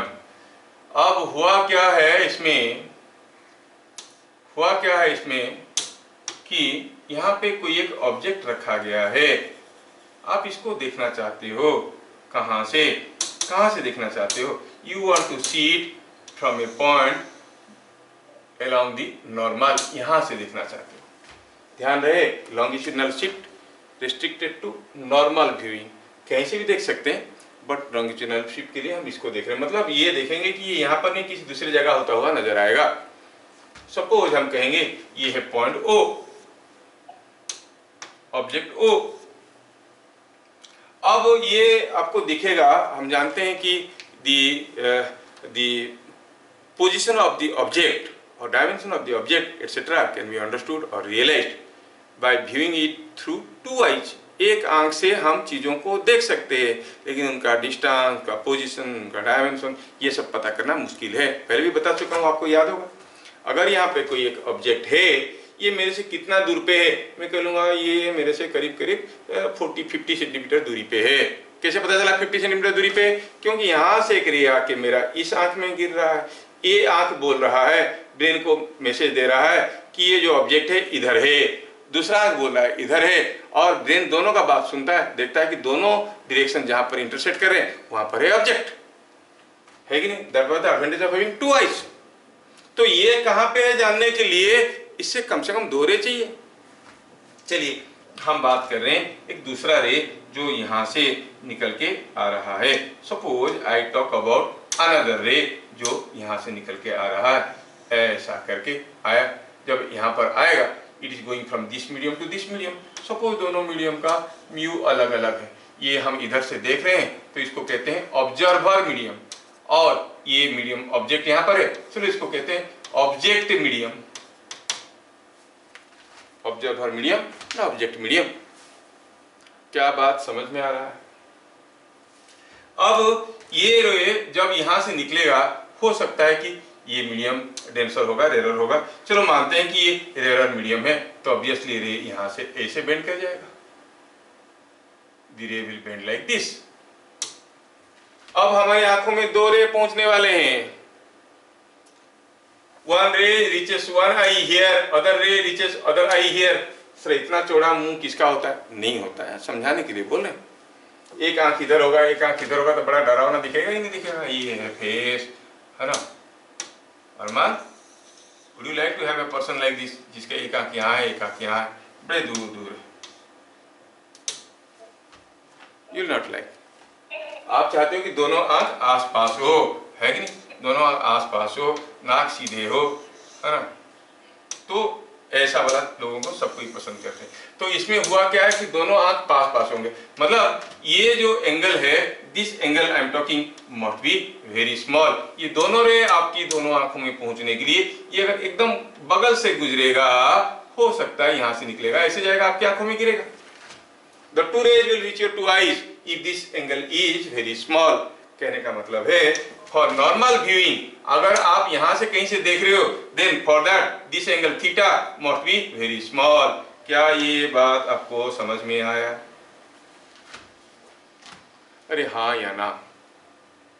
Yes, sir. आया। अब ये दोनों रे आपकी आंखों में पहुंच गए। Your eyes will see and you believe on your eyes। आंखों देखा हाल सब कोई विश्वास करते हैं। तो एक आंख कहेगा कि ऑब्जेक्ट इधर है, दूसरा आंख बोलेगा ऑब्जेक्ट इधर है। ब्रेन बेचारा अपनी आंखों का हमारा, वो देखेगा कि इधर बोल रहा है, एक आंख बोल रहा है ऑब्जेक्ट इधर है, दूसरा बोल रहा है ऑब्जेक्ट इधर है। ब्रेन क्या सोचेगा? ब्रेन बोलेगा कि अरे हमारा तो ऑब्जेक्ट कुछ यहाँ पर है। कहाँ पर? यहाँ पे लगेगा ब्रेन को ऑब्जेक्ट यहाँ पर है, जबकि ऑब्जेक्ट है यहाँ पर। एक आंख बोल रहा है कि इधर है, क्योंकि इधर से देख रहा है वो, दूसरा आंख बोल रहा है कि इधर है ना? तो दोनों आंखों का ब्रेन मैपिंग से पता चलेगा कि ऑब्जेक्ट इधर है, जबकि ऑब्जेक्ट है यहाँ, लगा कि it is here somewhere at O dash, तो शिफ्ट हो गया ना, the object is shifted. This is called longitudinal shift. क्या बात समझ में आया? Yes, sir. यस। कितना शिफ्ट होगा ये पता करना है। What is the distance O O dash, वो हम जानना चाहते हैं। We want to know what is the shift. They will ask you to draw the ray diagram only to show the longitudinal shift। खाली आपको रे डायग्राम प्रॉपर्ली ड्रॉ कर लेना चाहिए और दिखाना चाहिए कि ऑब्जेक्ट यहाँ पर आता हुआ प्रतीत हो रहा है, लग रहा है यहाँ पर आ गया, जबकि है यहाँ पे नहीं, है यहाँ पे। ऐसा क्यों लग रहा है? क्योंकि एक आंख बोल रहा है इधर है, एक आंख बोल रहा है इधर है। दो आंख, शुक्र है कि दो से ज्यादा नहीं है, और भी बड़ा कंफ्यूजन होता ब्रेन के साथ। तीन चार आंख अगर हमारे होते तो सोचो कितना खतरनाक होता। भगवान की बड़ी कृपा है, दो ही दिए, दो आंख, दो किडनी, दो गॉल ब्लैडर। ना गॉल ब्लैडर कितना ढोर है? एक ना दो? बायोलॉजी वाले जानते नहीं हो क्या गॉल ब्लैडर क्या होता है? एक सर एक ही है। हाँ एक ही है ना। चलो ठीक है। अब इसमें हमें पता करना है what is this O O dash.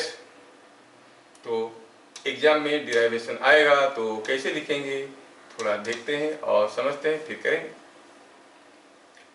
Okay, मैं यहाँ पे फॉर योर अंडरस्टैंडिंग मैं एक नॉर्मल यहाँ पे ड्रॉ करता हूँ। This is the normal. अच्छा, तो पहले कैसे लिखना पड़ेगा? लिखना पड़ेगा figure shows the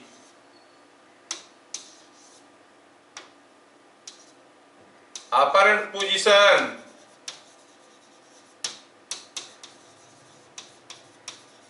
of the object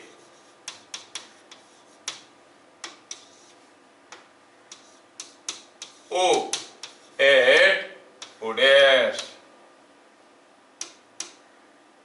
कहाँ पे दिखा रहा है? O dash। फिगर में क्लियरली हमें दिखाई दे रहा है कि apparent position of the object is shows the apparent position of, थोड़ा जगह बना देता हूँ, the object O, कहाँ पे, at O dash,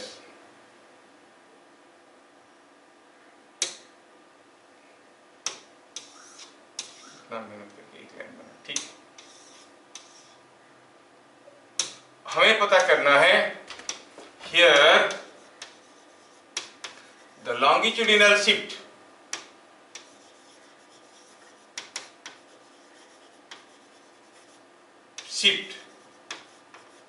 is O dash, ये पता करना है।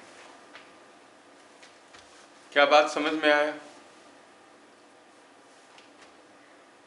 आया समझ में?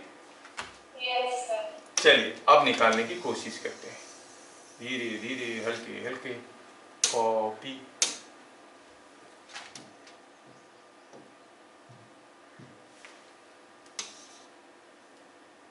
ऐसा करते हैं कि चलो मानते हैं कि this is what is the real depth dr और this is what is the apparent depth dA। तो आपका जो लॉन्गिट्यूडनल शिफ्ट हुआ है वो कितना है, dr minus dA। The shift is dr minus dA, वो हमें पता करना है। dr और dA निकाल लेंगे तो काम बन जाएगा।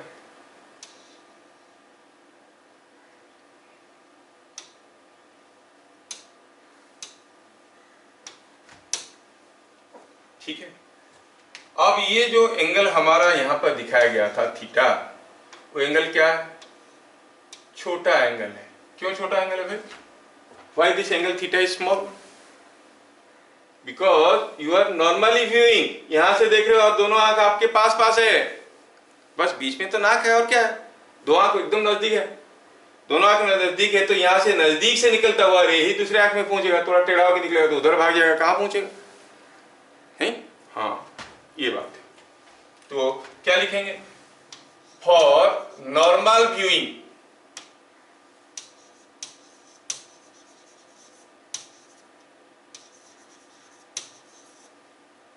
theta is small. Why theta is taken small? Because you are seeing almost normally above the object, vertically above the object. बढ़िया बढ़िया। अभी क्या बता सकते हो, ये जो रे जा रहा है इधर, ये रे को इधर छोड़ो, इसको छोड़ो, ऐसे ये रे इधर गया, ये रे इधर गया, और क्या बता सकते हो, what is the angle of incidence at B? It is same as theta. अगर ये थीटा है तो ये भी थीटा है। एट बी आप कहोगे the at B incident angle is theta. बढ़िया बढ़िया, ये एंगल थीटा। और अगर हम कहेंगे कि ए बी है, ये है दिस, हाँ इंसिडेंट एंगल है, ठीक है, ये एंगल थीटा है। अगर ये एंगल थीटा है बी में, थोड़ा सा इसको सजा के ऐसे रखो, यस। तो क्या बता सकते हो, थोड़ा ये फिगर को मैं दोबारा यहाँ पे ड्रॉ कर देता हूँ ताकि आपको अच्छा से दिखेगा। ये फिगर को मैं ऐसा कलरफुल कर देता हूँ, ये ठीक है। अगर हम कहेंगे ये एंगल थीटा है तो ये एंगल भी तो थीटा है। अच्छा, ये एंगल थीटा है, ये एंगल अगर थीटा है तो ये एंगल भी तो कुछ होगा, आर होगा कि नहीं होगा? और ये एंगल अगर आर है तो ये एंगल को भी हम आर ही कहेंगे, क्योंकि दिस इज द सेम रे, इसके साथ ये आर एंगल कर रहा है। तो एट बी आप कहोगे ये एंगल थीटा है, ये एंगल थीटा है, मतलब mu of the object medium. बार बार ऑब्जेक्ट इमेज लिखने में थोड़ा दिक्कत होता है। Let us write mu object is equal to mu two, बाद में वैल्यू डाल देंगे, अलग बात है। म्यू टू है, आहो mu two is mu of the object medium mu of the observer medium is μ1। अच्छा, तो एट बी आप कहोगे μ2 sin theta is equal to μ2 sin theta is equal to μ1 sin r। हाँ, ये बात समझ में है। अब A B O dash triangle in A B O dash triangle, ये लेंथ क्या है? Apparent depth. ये तो हट गया है। अच्छा, थोड़ा और हटा देते हैं। ये अपर एंड डेप्थ, ये लेंथ है अपर एंड डेप्थ। आप कहोगे A B by A B, A कौन सा पॉइंट है? ए ये पॉइंट है, बी ये पॉइंट है। A B by D A B by D A क्या है? Apparent depth. लिखे थे कि नहीं लिखे थे पहले से? नहीं तो कंफ्यूज करोगे आप। लिखे नहीं थे, लिख देंगे। ठीक है, अभी लिख देंगे। A B by D A क्या हो गया? टाना।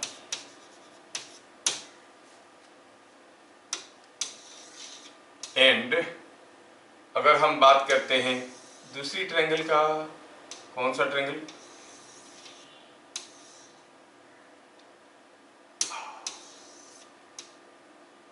क्या आपको ठीक ठाक समझ में आ रहा है? A B by D A tan R हुआ, समझ में आया? Similarly A B by A O क्या होगा? In A B O triangle, A B O triangle. इस ट्रायंगल में आप क्या कहोगे? दिस लेंथ क्या है? Real depth D R. Sorry, हम ऐसे करेंगे। A B by D R क्या हो जाएगा? A B by D R is equal to हो गया, is equal to tan theta. क्या ये बात सबको समझ में आया? Yes, sir. इससे क्या पता चला? पता चला D A tan r is equal to D R tan theta. D A tan r is equal to D R tan theta. D A क्या है? Apparent depth.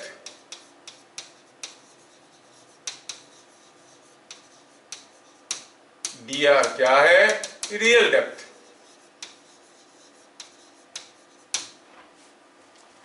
क्या ये स्टेटमेंट हम पहुंच चुके हैं? हाँ, पहुंच चुके हैं। Here theta is small. जब थीटा स्मॉल है, therefore r is also small. क्योंकि जब थीटा हो जाता है 0, इंसिडेंट एंगल हो जाएगा 0, रिफ्रैक्टिंग एंगल भी 0 हो जाता है। हम देखें sine I μ1 sine I equal μ2 sine R, I का वैल्यू 0 हो गया तो आर का वैल्यू भी 0 हो जाएगा। When theta is small and therefore r is also small। क्या ये स्टेटमेंट सबको हजम हुआ?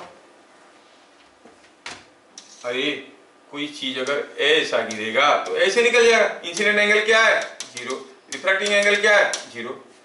यहाँ पर थीटा स्मॉल है, थीटा स्मॉल है। देखो तो ये थीटा स्मॉल है तो इंसिडेंट एंगल क्या था? थीटा। ये जो थीटा छोटा है तो आर भी तो छोटा ही होगा कि नहीं होगा? आर भी छोटा है, थीटा छोटा है तो आर छोटा है। अब for small theta,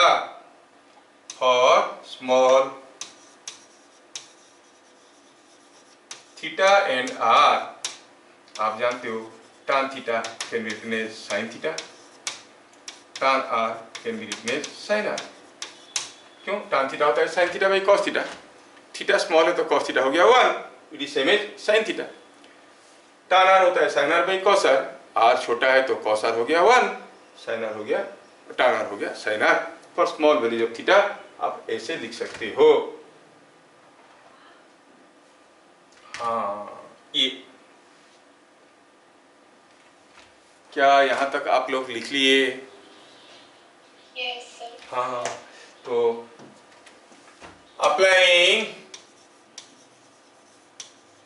laws of refraction और स्नेल्स लॉ लिखो। अभी तक नाम नहीं बोले थे साइंटिस्ट का। स्नेल्स लॉ है, लॉ ऑफ रिफ्रैक्शन जो है वो स्नेल्स लॉ है। Snell's law at B. B में अगर हम स्नेल्स लॉ अप्लाई करते हैं, बी में मतलब ये पॉइंट में, आप कहोगे mu two sine theta is equal to mu one sine r. Mu two sine theta is equal to mu one sine r. इसका मतलब sine theta by sine r is coming out to be mu1 by mu2.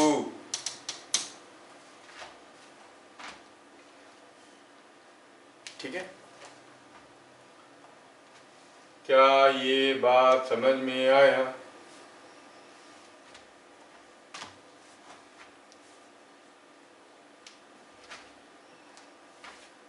Parman समझ में आ रहा है कि ऐसे ही मुस्कुरा के देख रहा है खाली? चलो ठीक है, मजा आ रहा है। Sine theta by sine R is equal to mu one by mu two. अब go back to our equation, जहां पर हम लोग पहुंचे थे। क्या देखे थे हम लोग? D A tan r is equal to D R tan theta. So equation one, इसको चलो इक्वेशन वन बोल देते हैं, बोलने में क्या है। इक्वेशन वन है फ्रॉम इक्वेशन वन हम जानते हैं D R tan theta is equal to D A sine r, sorry tan r. और अभी हम देखे कि सबका वैल्यू अगर डाल देते हैं तो D R sine theta is equal to D A sine R. क्यों? Because theta is small, theta is small therefore. अच्छा, तो फिर यहां से हम कह सकते हैं D R is equal to D A sine R by sine theta. Sine R by sine theta की जगह क्या लिखेंगे? Mu two by mu one.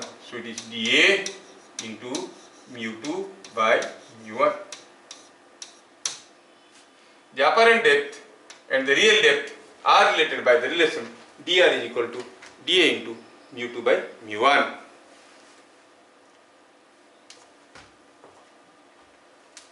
क्या बात समझ में आया? Yes sir. जो समझ में आया उसको दोबारा लिखेंगे तो लिखेंगे डी आर ना, हमें क्या चाहिए था? Apparent depth. जो अपरेंट डेप्थ है कितना होता है? अपरेंट डेप्थ देखो, अपरेंट डेप्थ होता है mu one by mu two into D R. It is mu one by mu two into D R, where D is the apparent depth, D R is the real depth. Mu one क्या था? Mu one was mu of the observer medium and mu two mu was it was mu of the object medium into D are.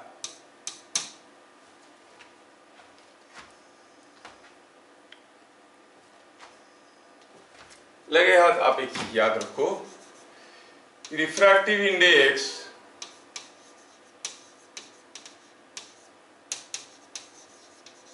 Of medium one और medium two with respect to or relative to medium 1, relative to medium 1 is given by mu 2 by mu 1, ऐसे करके याद रखना। Similarly, refractive index of medium 1 with respect to medium 2 will be medium 1 by medium 2. So what does this represent? This represent refractive index of observer medium with respect to the object medium. ऐसे आप सोच सकते हो। तो ये आपकी book की लिखने की तरीका है, तो मैं थोड़ा बताया ऐसे, आप ऐसे ही रखो, कोई फर्क नहीं पड़ता है। It is mu observer by mu object into D R. क्या बात समझ में आया? Yes sir. तो आप क्या कहोगे? Longitudinal shift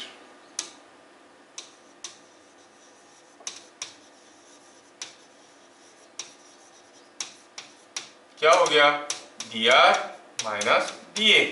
it is D R तो गया कॉमन, डी ए में से 1 minus mu of the object observer medium by mu of the object medium. the longitudinal shift is given by this.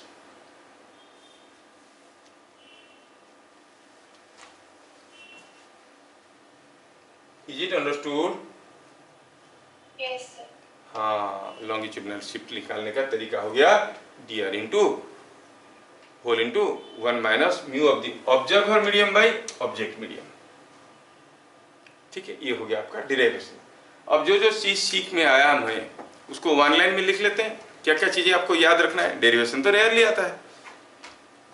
क्या क्या चीज समझ में आया? Point number 1, what are our observation और the facts?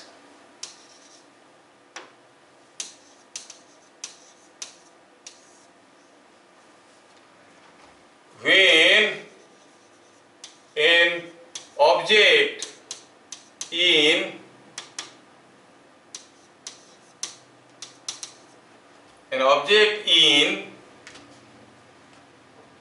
medium 2 is seen normally from medium 1, the object appears to shift towards observer, shift towards observer,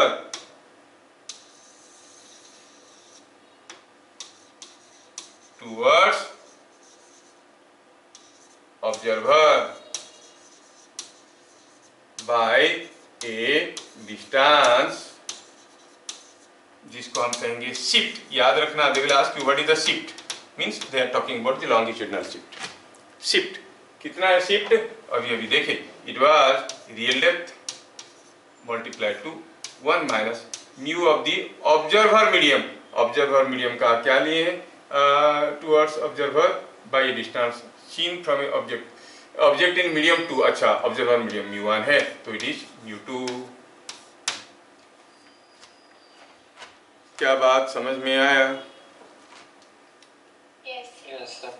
अब ये depend करता है, ध्यान रखना। इसमें मैं एक वर्ड यूज किया हूं towards. The object appears to shift towards the observer by this quantity. लेकिन ऐसा भी हो सकता है कि μ1 इज मोर देन μ2, है ना? अगर μ1 is more than μ2, this quantity will be more than 1, the overall quantity will be negative. Suppose ये ओवरऑल क्वांटिटी आया -5 सेंटीमीटर, तो आपको हो गए the object appears to shift -5 centimeter towards the observer, मतलब 5 centimeter away from the observer.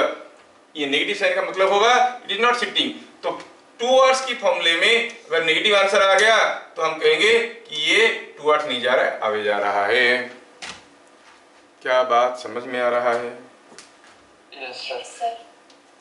मतलब conclusion में हमें ये समझ में आया कि इफ μ1 इज लेस देन μ2, μ1 क्या था बताओ? It was observer medium. ये ऑब्जर्वर मीडियम है, मतलब ऑब्जर्वर रेरर मीडियम में है।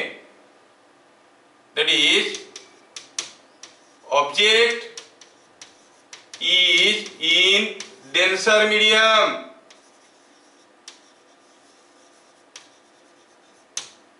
ऑब्जेक्ट इन डेंसर मीडियम है। ऑब्जेक्ट अगर डेंसर मीडियम में है then it appears to shift towards observer, towards observer।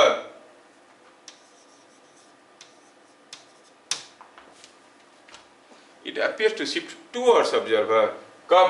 जब ऑब्जेक्ट डेंसर मीडियम में है। स्विमिंग पूल में पानी है, आप अगर ऊपर से देखोगे कितना डेप्थ का पानी है, आपको लगेगा कि स्विमिंग पूल का फ्लोर इज शिफ्टेड अप, लगेगा कि कम पानी है। डूबोगे तो पता चला पूरा डूब गए, because the floor was in the denser medium and you are looking through air, you are in the rarer medium, मतलब the observer was in the rarer medium, तो ये शिफ्ट करेगा। उल्टा हो जाएगा तो उल्टा आप बता सकते हो, if μ1 is more than μ2, the object is in rarer medium, then It appears to shift towards or away, away from observer. समझ में आया क्या? ये Yes. चीज, ये याद रखना है इसको। पहला चीज हमें ये समझ में आया, ठीक है।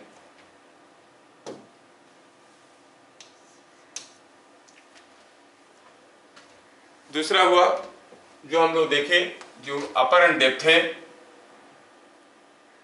that apparent depth is given by real depth multiplied to mu of the observer medium by mu of the object medium।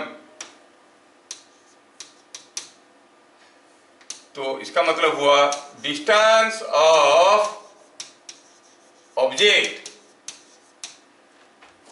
in denser medium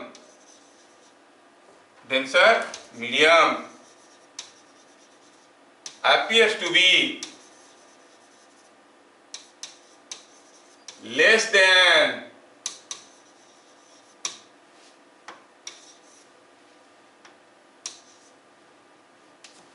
its real distance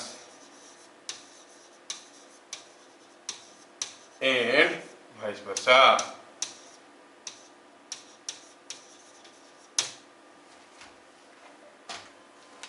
समझ में आया?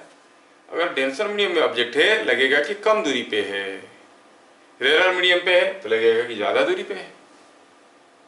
किसको लगेगा? जो देख रहा है।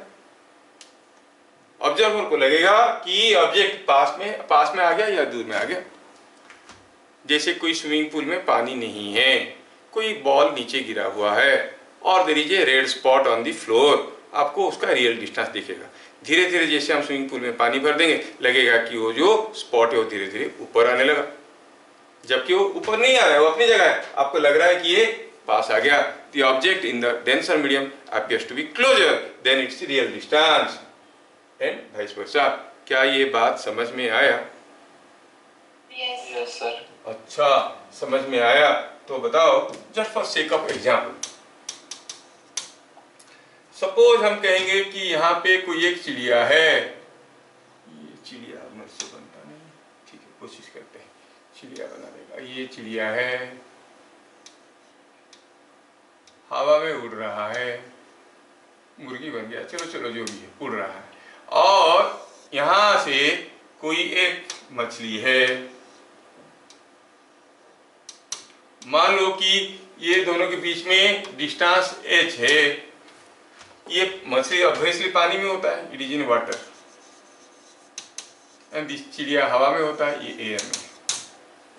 तो मतलब distance of fish as seen by bird is less than h or more than h? Less than h. हाँ, क्योंकि ऑब्जेक्ट अभी डेंसर मीडियम में is less than h, but distance of bird as seen by fish is more than h।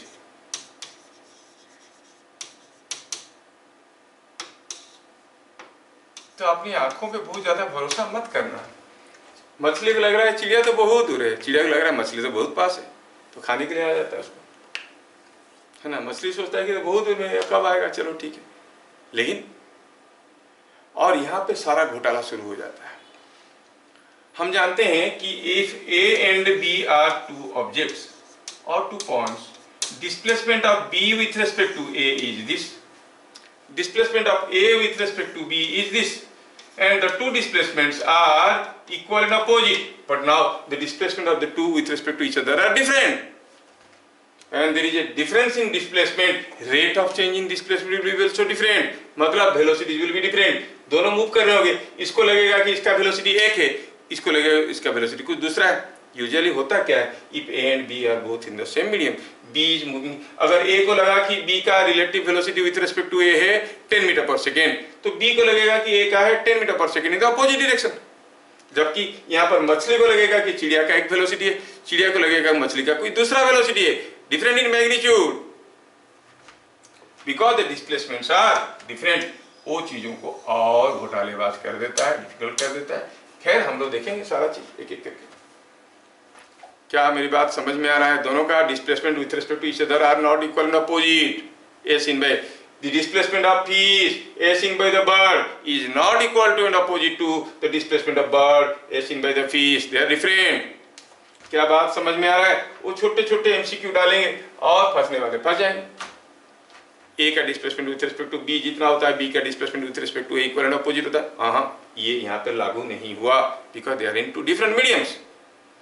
क्या मेरी बात समझ में आ रहा है? Yes sir. हाँ, अब चलो देखते हैं कि कितना है। Moreover, let me give you one more example. Suppose हम कहेंगे कि हम किसी एक लिक्विड कंटेनर में, मैं किसी एक लिक्विड कंटेनर में एक स्टिक को डुबाता हूं। आपको सोच के बताना है ये एक लिक्विड कंटेनर है। अब ये लिक्विड कंटेनर में हुआ क्या है कि यहाँ पर हुआ ऐसा कि ये कहाँ गया, यहाँ पे।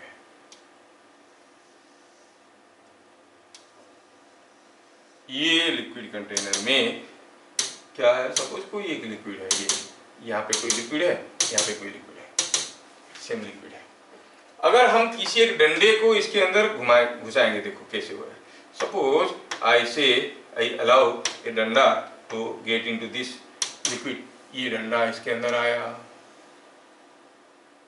तो ये डंडा दिखेगा कैसे? बेंड होता जो नजर आएगा। आपको पता करना है कि which figure is correct, this figure, और ये डंडा ऐसे आया।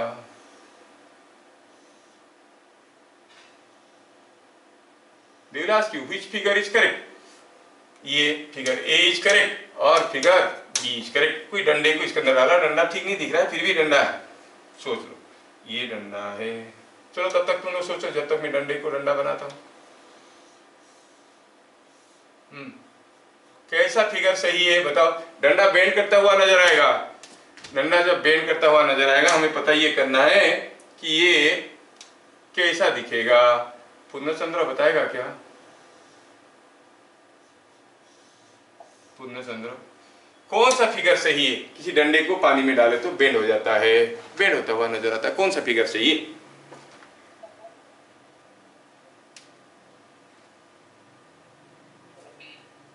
बी सही है। चलिए सोचते हैं।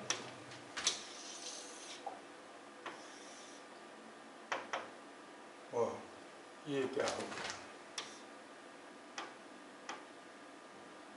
अच्छा, मैं अगर, अरे क्या हो जाता है कभी कभार। ओहो,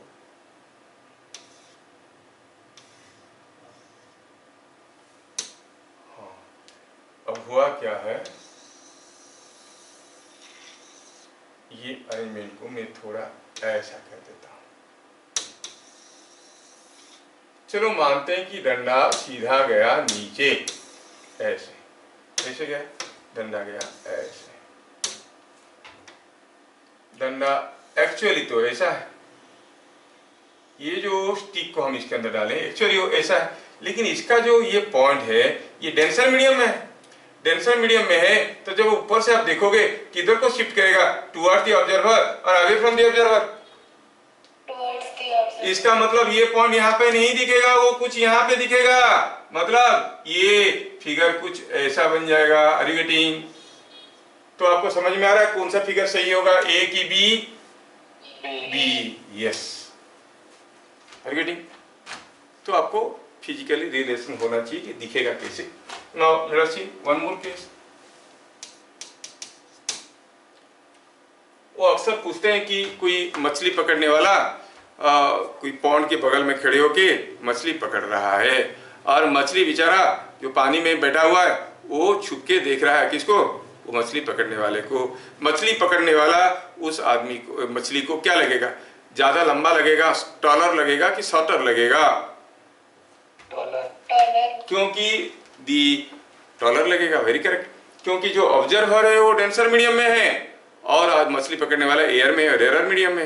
रेयर मीडियम में जो डिस्टेंस है वो ज्यादा लगता है, तो आपको हो गया ये डिस्टेंस ज्यादा दिखेगा, मतलब उसका हेड पाँव से ज्यादा ऊपर दिखेगा, टॉलर दिखेगा। चलिए ये केस को करते हैं। सपोजिंग हम कहेंगे कि ये कोई एक मीडियम है μ1, ये कोई एक मीडियम है μ2 and this is what is the bird which is now, अरे यार बर्ड तो बड़ा खतरनाक होता है। ये बर्ड है, ठीक है, और क्या हाइट में है, चलो मानते हैं कि x हाइट में, और यहाँ पे है मछली, कितना डेप्थ में है, ये y डेप्थ में, ये चिड़िया, हाँ चलो ठीक है। तो यहाँ पे आपको बताना ये है कि डिस्टेंस ऑफ बर्ड बड़ा इंपॉर्टेंट है, ध्यान से देखना। Distance of bird as seen by fish, चलो इसको एक नाम भी देते हैं। क्या नाम दें? Distance of bird as seen by fish, call it DVF।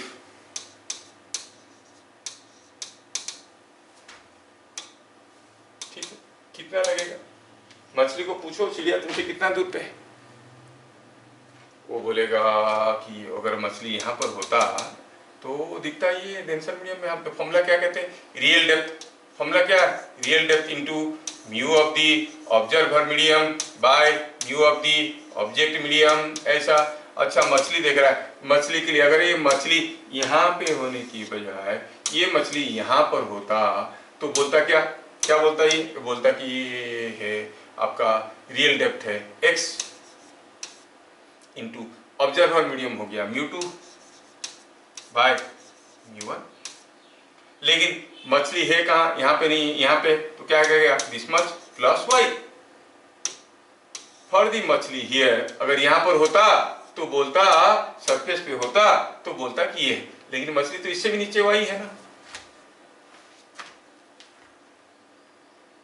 और मछली को क्या लग रहा है, मछली सरप्राइज हो रहा है। क्यों सरप्राइज हो रहा है बताओ? क्योंकि मछली को पानी नहीं दिख रहा है, but taking water is transparent. उसको सरप्राइज हो रहा है कि चिड़िया पानी में कैसे उड़ रहा है कि नहीं?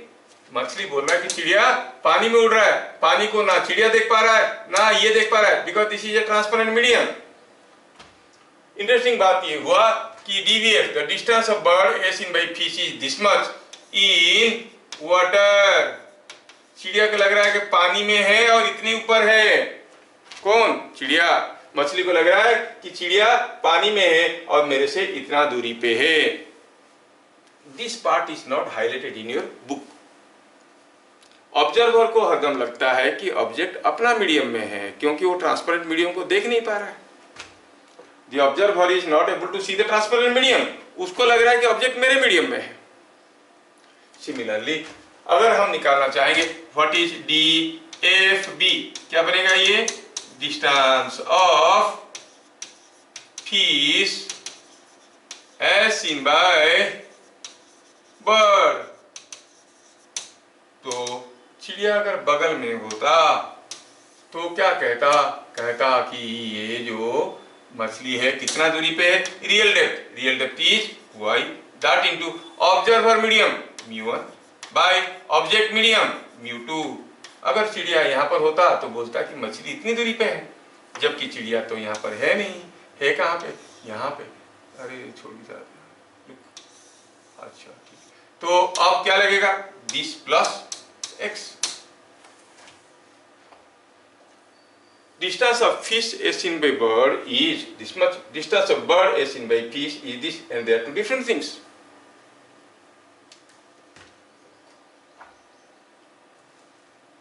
एग्जाम्पल को ध्यान से देख लेना, इसके रिलेटेड क्वेश्चंस आ सकते हैं आपके साथ।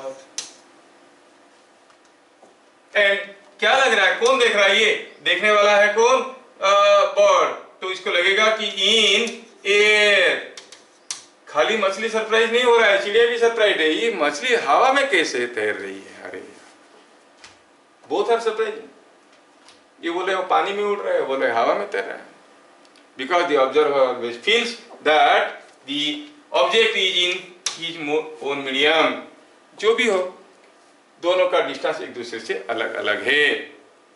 इसको एक डिस्टेंस लग रहा है, उसको दूसरा डिस्टेंस लग रहा है। Are you getting?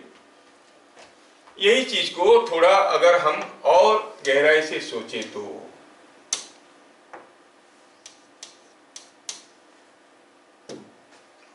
अभी अभी हम लोग देखे कि DBF distance of bird as seen by the fish क्या था?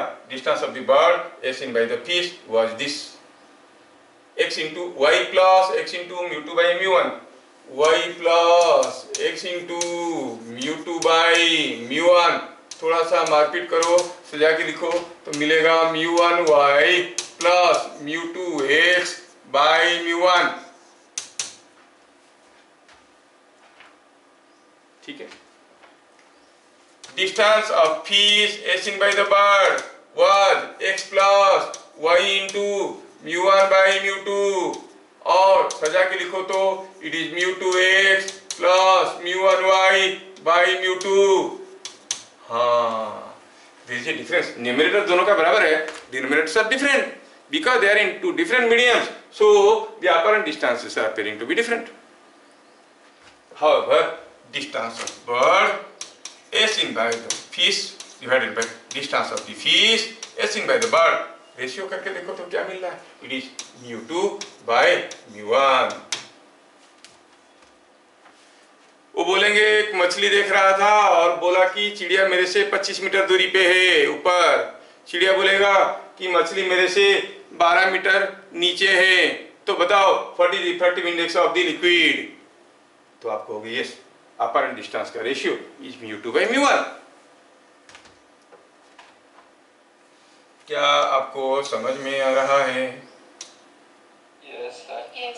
अब इसमें थोड़ा याद रखने वाली चीज ये हुआ, इसमें mu 2 क्या था? Observer medium. कोई किसका? फिश का मीडियम, मतलब देखने वाले का मीडियम। तो आप चाहो तो इसको ऐसे रख सकते हो, distance of bird as seen by fish is mu of the observer medium first case में, जो कि mu 2 था, और ये mu of the observer medium जो कि बर्ड था।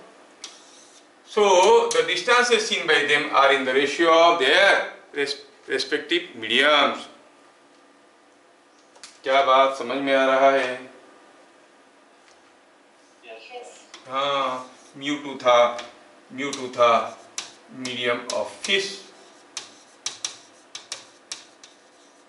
mu 1 था मीडियम ऑफ बर्ड। क्या बात समझ में आया? बड़ा खतरनाक है, तेरा आवाज से पता चल रहा है तू तो गया।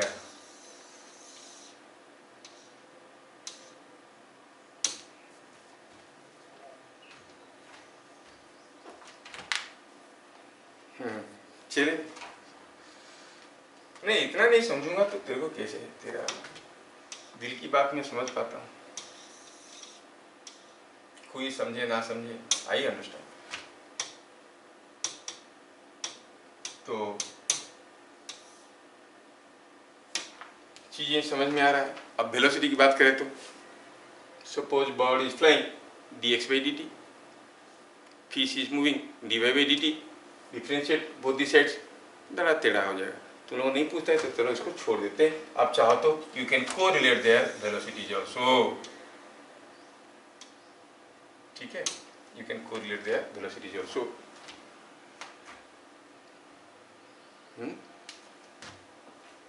ऐसा है। थोड़ा सा और 1 मिनट देख लो, फिर तुमको हम इस चुंगल से मुक्त कर देंगे, क्योंकि छोटे मोटे चीज कभी बताने का मौका नहीं मिलता है। सपोज यहाँ पर था हमारा बर्ड, यहाँ पर था हमारा फिश, और ये डिस्टेंस था y, ये डिस्टेंस था x। ये लेवल तो फिक्स है, ये मूव नहीं कर रहा है, this is fixed.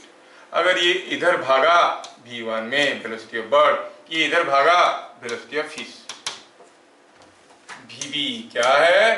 dy by और dx by dt, actual velocity of bird, it is velocity of bird. vf क्या है?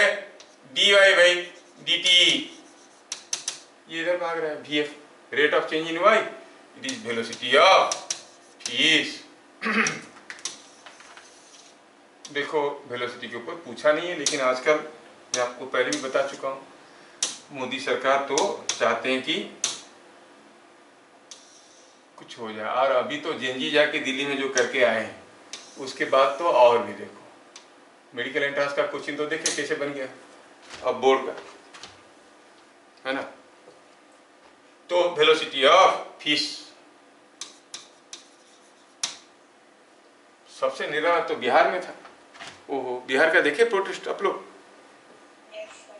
अरे यार, बड़े अजीब गरीब लोग हैं, है ना।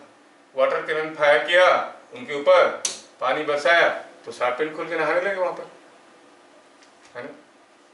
और खुद जाके पूछ रहे हैं क्या तुम्हारे पास टीयर गैस नहीं है? खाली यही है, हम लोग कभी टीयर गैस देखे नहीं है, 2-4 चलाओ ना हम देखेंगे। समझ लो, लोग ऐसा है। तो ये VF मिल गया, VB मिल गया, तो आप कहोगे कि velocity of bird as seen by fish, velocity of bird as seen by fish. Fish को क्या लगेगा वेलोसिटी ऑफ बर्ड?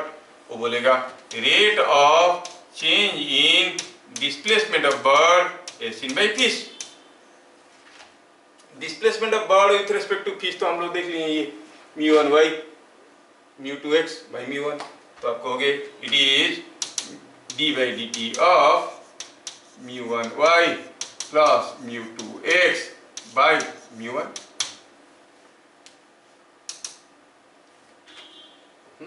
ऐसा था। अब डेरिवेटिव करेंगे तो क्या हो जाएगा?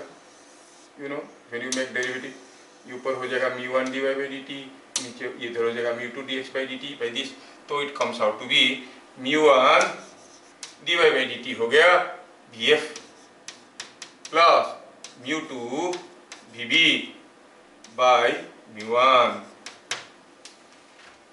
This is velocity of bird as seen by fish. Similarly velocity of fish as seen by bird, velocity of fish as seen by bird क्या हो जाएगा? समझदार हो तो सिमिलरली लिख के निपटा लेंगे। सिमिलरली कोई बताएगा? Arya, Ananya? Similarly velocity of fish as seen by bird क्या होगा बताओ तो?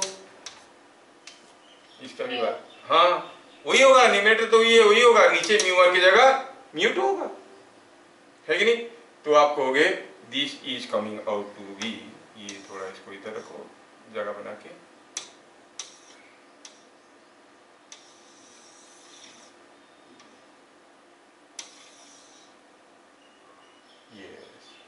अब velocity of fish as seen by bird क्या हो जाएगा? It will be coming out to be velocity of fish as seen by bird will be equal to same, क्या था ये? μ1 vf प्लस μ2 vb बाय, बस μ1 नीचे रहता था, अब होगा μ2। डिफरेंशिएशन तो वही है, खाली μ1 μ2 का अंतर। अब va vb को प्रॉपरली लेना है। vb is in the increasing direction of x, vf is in the increasing direction of y। मान लो मछली ऊपर जाता तो dy/dt नेगेटिव आता है, तो vf की जगह हम नेगेटिव लेते। समझ में आ रहा है? सपोज हम कहेंगे ये ऊपर भाग रहा है 2 मीटर पर सेकंड में, ये नीचे भाग रहा है 3 मीटर पर सेकंड में, 2 3 डाल दिए, काम निकल गया। ये ऊपर भाग रहा है 2 मीटर पर सेकंड में, ये भी ऊपर भाग रहा है 3 मीटर पर सेकंड में, तो vf की जगह क्या लिखेंगे? -3। क्या बात समझ में आ रहा है? क्योंकि vf is rate of change in y, y बढ़ेगा तो y2 - y1/dt will be positive, y घटेगा y2 - y1/dt will be negative. सो अगर ये मछली इधर जाता, y घटता, तो dy/dt का वैल्यू हम नेगेटिव लेते। क्या ये बात कुछ कुछ आपको समझ में आया? Yes. Yes sir. तो ठीक है, फिर मिलेंगे अगले क्लास, तब तक के लिए जय हिंद। Jay.